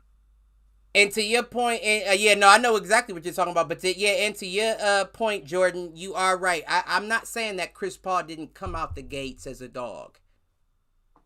I'm not saying that. I'm not saying that Chris Paul didn't come out expected to be pegged to get a chip. Everybody thought Chris Paul was going to get a chip coming out, especially the position that he was put in. But you just didn't develop. You didn't develop. You may be able to develop people, but you yourself did not develop in that situation. And what do they say? To your point, Aaron, Chris Paul better coach or be a GM. Those who can't do, teach. Yeah, you're right. I mean, John Stockton and Karl Malone didn't do. They're still great players. I mean, they're not teaching either. They're not teaching either. Malcolm, look. The Spurs got lucky with David Robinson and Tim Duncan, right? They lived in that age with the Jazz, and the Jazz kept tapping that ass, right? They finally made it out. Jordan quit, right? Right. Then ended up playing the soft ass Knicks, and that started the Tim Duncan era, right? Which transitioned to like the Lakers and all the other shit. The Jazz was a good team. They just wasn't good enough. They wasn't good enough. What I'm trying to say is that they made the finals 2 times in the year. You're comparing the Jazz to teams who haven't never made the finals. You said great players, right? Though. Great players. You compare them to the Clippers, though, right? You compare them to the Clippers. Clippers have never made the finals. Never. They haven't. That's what I'm trying to say. Is like the Jazz had a team to where and they got closer without PG. But listen, but listen, I was going off of what Cliff said. Yeah, they did. About the you better coach or be a GM if you couldn't get it done, but you were a great player. So I was just saying. I'm not saying he's not a great player. But there's a difference between great players and Karl Malone will never be a great coach. That's a terrible person. Karl Malone's a terrible person. Don't make me bring that shit up. What'd he do? Talking. He did some terrible shit. Just keep going. I mean, all of them got stuff in the closet. Didn't he fuck with a young girl or something allegedly? Yeah. They said. Well, yeah, I remember all that. I can't. Yeah, I'm not. Yeah, we're not gonna talk allegedly, about but yeah, let's it's get not off allegedly. It's a child. Yeah, right. Yeah. Oh yeah. Listen, but moving on because I know Mark wanted to get here, or was it Aaron? One of you two wanted to get to the Nets versus the Knicks. Oh yeah, that's a good game. That was a great game. Mm-hmm. That was a great game. I also noticed that Quickly got the start, which I was extremely happy about. I've been saying that all year. He should be getting the start, and he looked good when he did it. He was, I will say, he was kind of nervous starting out. He missed a couple threes starting out. Like, I think he missed one, made one, and then missed 2 more, and then he got hot because he was taking them like he was coming off the bench. You feel what I'm saying? Right. Like, he wasn't playing like I'm starting. He was playing like I'm expected to be that fire off the bench. And it wasn't a good way to start out the game. Not to take anything from him. He's a rookie. But I did notice that. I also noticed that Kyrie is fucking amazing to watch. He is. Amazing to watch. He's a Harlem Globetrotter, man. It's not even that. He does that against real players, though. I know. I get it. But that's like, that's his thing. It's amazing to see. He's a razzle dazzle type player. It's just amazing. It's just amazing to see. Razzle dazzle. Lastly, on this game, I will say that the Knicks got fucked out of that traveling call. They did with Julius Randle, absolutely. And that ref, and I know I'm jumping the gun, but I will say it because I have 2. That ref is going to hit the fucking showers this evening. Because he called that traveling and had his back to Julius Randle. So he wouldn't have even had a good view to see if that man touched the ball from his angle anyway. So why would you not, knowing that it was under a minute left in the game and there's no timeouts to call a challenge, ask for a review? Why would you not ask for a review? Yeah, that was just crazy to me. You can stop the game and say no one has timeouts. I call a review. Didn't get a good look at that. Is that a ref decision, or do they do that like how they say in the NFL, like up in the office and they call down for a review? That is a great question. That's a great question. Now I may be thinking of it from that standpoint, but why wouldn't a ref have the ability to say I didn't get to see the call? Let me review the play. They do it. It sounds like a revenge call, right? Refs have revenge sometimes. Oh, you said what? Listen, I'm not gonna lie though, because when I think it's rest revenge, man. Yeah, I think so too. But when I first saw the play, I was thinking that's a travel. But what I said was, when I said it was a travel, I also said, why wouldn't he have let the ball go though? You know what I mean? And then that's what made me, even before they called the play. Well, I did see him turn around, but even before, like, I saw him call the play and Randall turn around the ref like this, I rewound it myself to try to see if he hit the ball. And I seen his hand go across the ball, and I thought that's smart of Randall to not take the shot and go back up because he still had time on the clock. But then I saw the ref call to travel, and I was like, that is a fucked up call. There's no reason why he couldn't have reviewed that play. You had your back. He had his back to him. He was looking at Randall's back. So if the defender is in front of Randall, how can you tell if they're both rising up who got a hand on what? He just assumed, like I did when I first saw the play, oh, you went up and you went back down. It's a travel. But why did he go up and go back down? He's a professional player. He wouldn't have done that for no reason. I'll be feeling like sometimes it'd be the end of the game and the rest of you trying to go home. I called that's travel. what I think too. I called the travel. Shoot the shot. Listen, though. Oh, I mean, not shoot the shot. I call the travel. Take the ball out. Listen, though. Understand, when you getting $30,000 to ref a game, and you're only there for 2 hours. There's going to be a review. There's going to be a review. There's no reason. If there's discrepancy, there's going to be a review. There's no reason why there shouldn't be. You feel what I'm saying? There's no reason why somebody, even the other ref, one of the other refs should have noticed, like, how do you know if it was a travel? His back was to you. Hey, that's police shit. Time right out. there. Review. Right. That's that sorority, not sorority, but that fraternity. Right. I agree. Referee fraternity shit. Like, I ain't gonna snitch on him. I agree there. Because I want him snitching on me when I fuck up. Right. And it further proves the point that the players have a point when they whine like that. We look at it as fans like, why are you whining after every fucking play? But when you look at it, but when you think at it from a politics standpoint like that, I'm sure there's a lot more fouls. And I don't want you calling every foul, don't get me wrong, but I don't want you playing favorites for whoever's the higher market or the home team. And that night, the Nets were the higher market and the home team. So it's like politically, that's kind of fucked up. Like you're showing yourself.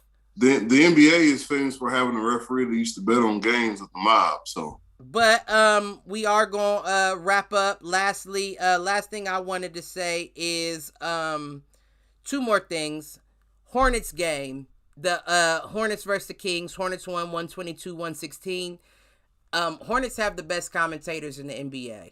If you haven't noticed by now, if you haven't watched the game, at least look up the highlights, like the full game highlights. Listen to the commentate. They have by far the best commentators in the NBA. I'm about to hear it. I ain't heard it. That's not Michael Jordan money. Hands down, best commentators. But led me to a question.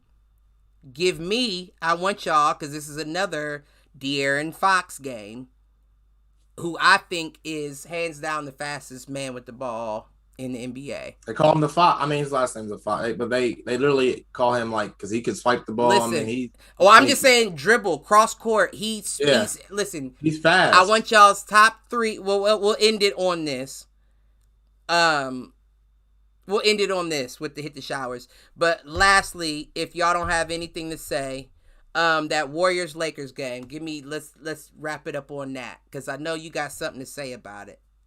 My thoughts on it? Yeah. Warriors Lakers, the 128-97 win. That was a couple nights ago, right? That was 15th. So Tuesday. I watched it a little bit and I fell asleep. I did too.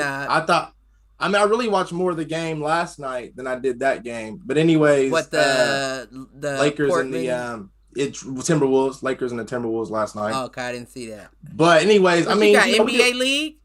No, I was watching them on Hulu on the you be sleep. Hulu doesn't just have live sports; it's a lifestyle. Right. You got the premium package, boy. No, I just got regular cable for real. Like, I'm watching the same game as you right now. But no, I'm watching on YouTube TV. Okay. But anyways, I thought it was a good game. I thought that LeBron and them boys pulled through. LeBron been on his ish lately. And again, we're not really playing like too much of a competitive team at the same time, and AD's still out. Like, I'm tired of them delaying AD's return. Like, that's getting on my nerves. I almost feel like, speaking to like Kevin Love, I almost feel like, bro, you just collecting all this money. You know what I'm saying? You just out. Like, how hard are you? You better let that man sit. Yeah, you got to. It's like KD. LeBron ain't going to win without him. KD, he's only played in 19 games this season. And like I told you, I wouldn't rush him back. Keep him out until the playoffs. I would bring him back a week before the playoffs, and I will only play him 2 games out of that week. Like, just to get your rhythm back, and then you'll come in this playoffs. But you're not and I don't care how much you want to play, fuck nigga. You're too frail. You're a frail ass nigga, so sit your frail ass down until we need you the most. Right. Period. Point blank. You talking about Tom Thibodeau telling players what needs to be said? You're frail as fuck, KD. So let's not ruin yourself now and sit the fuck out until the playoffs come around so we can win this. What Tom Thibodeau's luxury is he can say that and not to be like, well, let me ask LeBron though real quick. Because that's what you have to do with the Lakers. What's this dude's name? Fred Hoiberg? That what his name is? Fred Vogel for the Lakers? Yeah. He has Frank Vogel. Actually, it's Frank Vogel. Vogel. He has to ask the man for everything. Like, should Anthony Davis play? Well, that's like I'm thinking about asking him to play. I see what you're saying. No. Good, let him sit out, coach. We're gonna let him chill out. We're gonna give him about a couple weeks, some shit like that, because you're not doing shit without running shit past LeBron. I mean, but when you're that good, you like we said, you earn that right. He's like Anthony Davis. Like I can play, coach. Not LeBron. Like he can play. Exactly. You ask LeBron. Ask your mom. Ask your dad. Right. Ask your dad and see what your dad says. Yeah. All right. I'm not making that decision. But if he says it's okay, put your jersey on. But if not, right. Keep them sweats. I better not hear one snap from that ankle. If I hear you might get me fired today. Listen, but what I will say, what I noticed from that game is Kuzma clearly had an ear infection. Damn. Clear ear infection. You play close attention? That was the game he airballed the free throw and blamed it on the earthquake. Oh. You ain't see that? And he was like, it's an earthquake. He airballed a free throw in the middle of the game and both of the benches was laughing at him. The Warriors and the Lakers, right? No wind in the gym. He was like, oh, it's an earthquake, y'all. You feel that earthquake? Kuzma is different. He's I thought it was funny. I did think it was funny, but what I noticed why I say an ear infection is because he had a play in the first quarter where he drove down the court and the shot clock was running out, and he pulled up while somebody was like, he beat his man on first step, so his defender was behind him, and he pulled up off the run, and the defender tried to like swat it from behind. He threw that bitch off the backboard like an alley-oop. Like it went back to the free, like somebody rebounded it at the free throw line. And I was just thinking, what was that? Like, you didn't have enough depth to know that was too heavy? You know what I mean? Like, right. Something was wrong. He didn't have enough grip, man. That could be because he did. Enough grip. He made up for it in the second half. The second half of the game, he did hit some threes. Man, I know sometimes when you start a game, there might be someone in your mind that's throwing you off, and like that's why timeouts exist because they're like, look, there's something wrong with you right now. Right. Regroup, reset. We're gonna try it again. If not, he came back. He got it right. He got it right. And I like Kuzma. Kuzma's feminine faced ass is one of my favorite Lakers. He is feminine face. He ain't never had facial hair ever. That's the prettiest man. He's just like a young lady faced. Oh man! All right. Right. Look. I don't know what it is. But I guess so. In the show, unless y'all got something else y'all want to touch on, I want y'all's hit the showers, of course, as every episode. But then I want De'Aaron Fox inspired me this week. I want y'all's top 3 fastest point guards in the league right now, and then y'all's hit the showers. Started out with you 0 for 3, King. I'm gonna say hit the showers. The whole Houston Rockets organization. That's a good. They've been awful, but Kevin Porter Jr. is a dog. He's been doing this thing lately. I've been saying that, didn't I? I don't know. He's a dog. He's a dog. He was going off against. They played last night. I don't know why Cleveland let him go over that little bullshit. Like that's some bull. You from Cleveland? They lost to who? They lose to? That's gonna bug me. You should be able to get over somebody shooting in the locker room if you're from Cleveland. They lost to the Hawks, but Kevin Porter Jr. did his thing in that game. Man, he the truth. I knew he was the truth. He was my favorite pick in that draft, and y'all let him go. Right. I would say top 3 fastest. I would say obviously De'Aaron. Are you saying excluding him? Not top 3. I want your. Okay, I see what you're saying. My top 3. But I want them in order. Darren, he's fast. I would say Russell Westbrook, and we'll go with your boy Young Bull. Okay. We'll go with him because I can't think anybody else that's a speedster like that at the point guard. Yeah, I tried to too. What about you, Aaron? Or you want me to go? Yeah, go ahead and go. So me, it's gonna be the same as Malk, but I'm just gonna rotate him around. I think Russell's getting a little older. He feel is. me? So I feel like he lost a little first step. He's still like, don't get me wrong, coming from a fighting background, you gotta beat the champ to be the champ. And I don't feel like there's too many people that have beat him as far as speed from coast to coast with the ball. But I will say De'Aaron and Colin have. I feel like the young Bucks have beat you on speed. Maybe not by much, but they have. But I'll give you the strong third as holding your position down. What you got to say? He said Morant. I was thinking about Morant. I'm not gonna lie, bro. According to the speed rating on NBA 2K21, according to the speed rating. Hold on. Let me pick mine for you. Yeah, go ahead. Because if not, I'm just gonna pick them three. So my three was Ja Morant. My dark horse, which is I don't know if y'all watch him a lot, but he's actually kind of a fast dude. And I like how he plays. Lonnie Walker, Spurs. Lonnie Walker, like he puts his pace, but Greg be holding him back. Okay, Greg holds his game back. Okay, you might that might be right. That might be right. But his game style is real fast. Yeah. And then, ooh, I like that. Yeah, Lonnie Walker's nice.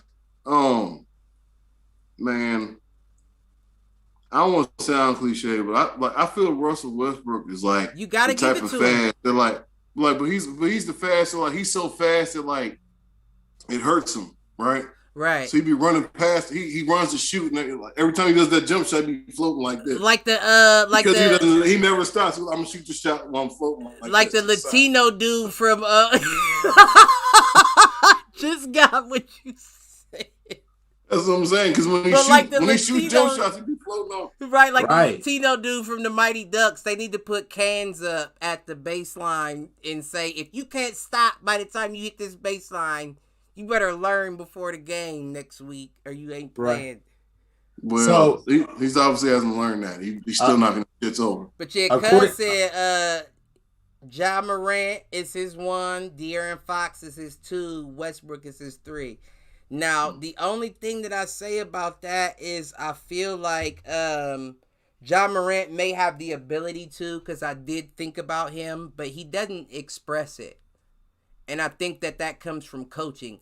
Ja Morant doesn't push the court unless he knows he has the lane. Now, you look at a De'Aaron or a Colin, they take off immediately and find the holes to get there because they're that fast. Right. And I asked y'all to watch a Spurs game and check out Lonnie Walker. I've seen something, but to be honest, I've seen him something that you don't notice. It's something lately. Like he does, huh? I've seen him shoot more threes lately than drive to the hoop. No, I think that's probably just telling him what the fuck to do because he doesn't really run that fast. And he's been taking them from the top in the corner. Like he ain't even been in the side. He's just shooting coming down the court. Not like straight pull up because that's not how Pop allows. But he's taking top of the key shots and shit. Man. He just must be confident with his shot. According to NBA 2K21, the top 3 fastest players on the game, based off real life in their opinion, is De'Aaron Fox. Speed is 97. He's number 1. Yeah. Number 2 is Russell Westbrook. Speed is 96. Okay. And tied for 3rd, y'all probably haven't heard of this guy, Jared Harper for New York. He's a point guard, I believe. Don't know him. His speed is rated as a 90. That nigga ran straight track. Probably. Right. And then Ja Morant's tied for 3rd with him with a speed rating of 92. Okay. So that's I got 2 out of 3. So what was Colin in there? Oh, your boy Sexton? They got him 90. They got him rated as number 11 at an 89. They got him tied with LeBron. That's ignorant. That's one of They them. got him tied with LeBron. That's one of them Zions where you be like, "What? Really? That's what all you gave me for the dunk? Like, what are you talking about? Right. Me? That's all you gave me? Yeah, that's crazy. That's on some hating shit. Because once again, small market shit.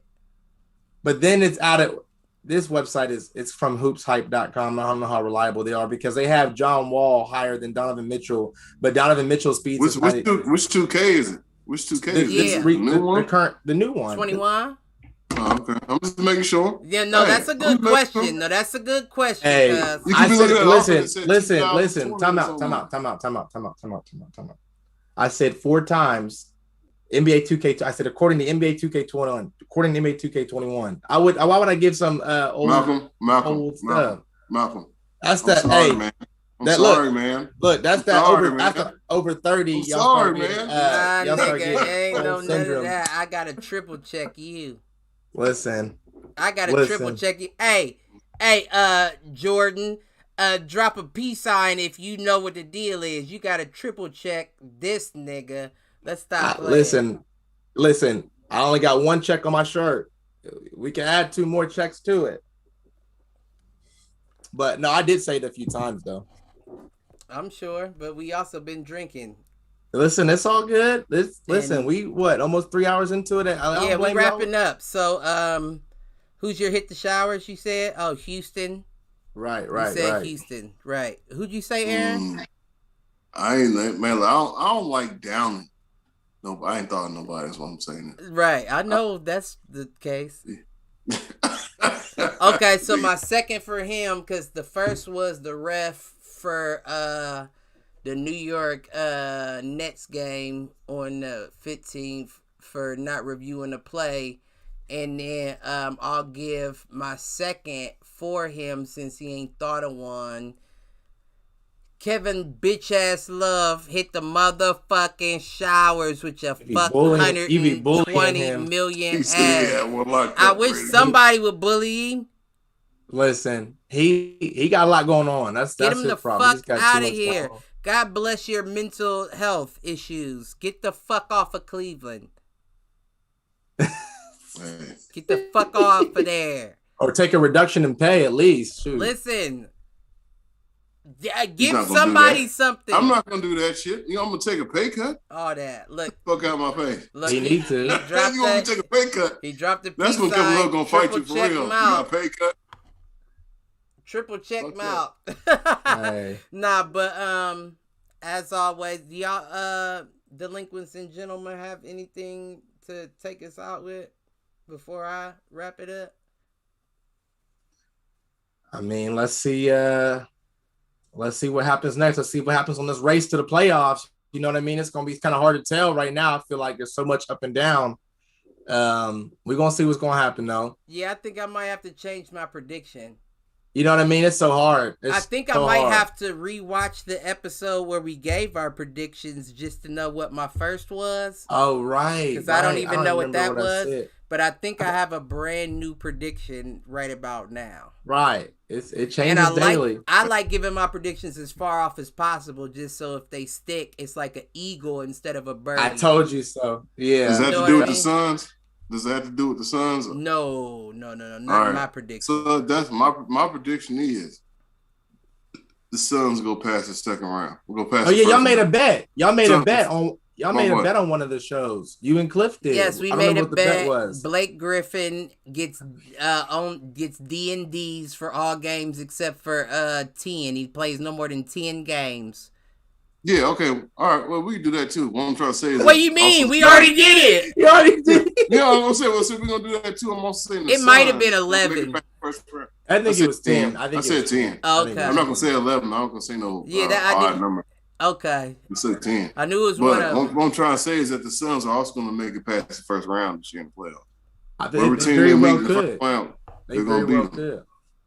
I'm not gonna disagree. But you know what? I don't. I think. Depends on I don't think Devin can keep that same pace up through the second half of the year. I think that's why he's out right now, is because he tried to keep that pace up this much through the first half. I don't know if he can do it on the second half and then maintain it 7 games throughout the per team throughout the playoffs is what I'm saying. So I don't see them. I'm about to look at the Caesar Sportsbook and make a bet. I can see the finals being. I'll say this. I can see the finals being. I'm not gonna make a bet on the winner, but I can see the finals being Utah Jazz versus the Boston Celtics. Really? That's crazy. Last time you said Lakers and Nets, you had the Nets winning. That's okay. That's great. That's interesting, though. That's interesting. Okay. You think you think the Jazz are gonna make it all the way to the playoffs? Listen, I said Joe Ingles is a fucking dog, and he has shown me. If I could put money on him, if players were like stocks and you could put money on the player, my money would be on Joe Ingles. My whole entire pot would be on Joe. I'm not thinking about the top name players, the Kyries and the Lillards. No, I don't want to pay your $500 per share stock. I like Joe Ingles. I like Joe Ingles, but Joe Ingles is like that good deli sandwich. From that spot only you know of. I'm following. You know what I'm saying? Right. Yeah, you know what I'm trying to say? Yeah. It's not. That's not. But that's why you get more money off of him because nobody knows him. He's a dark horse. And he's balling. Yeah, he's a dark horse. I know motherfuckers got shit to do. We went long tonight. We had 2:15. That's what she said. Yeah, that's what they always say. That's why they said, "Sir, you came up short. You missed the field goal button." That's why I keep him. That's why I keep him at waist length. Stay as far away from me as you can. I know that's right. That's how we're gonna go out tonight. I know that's right. We love y'all. Appreciate you following. Jordan, if you could and you enjoyed, share it to your people. I have send you a specific message beyond post. Okay. But everybody else, love y'all. Enjoy. If you ain't good, be good at it, motherfuckers. And F the Cavs as always. Fuck you, nigga. Come on, peace and love, everybody.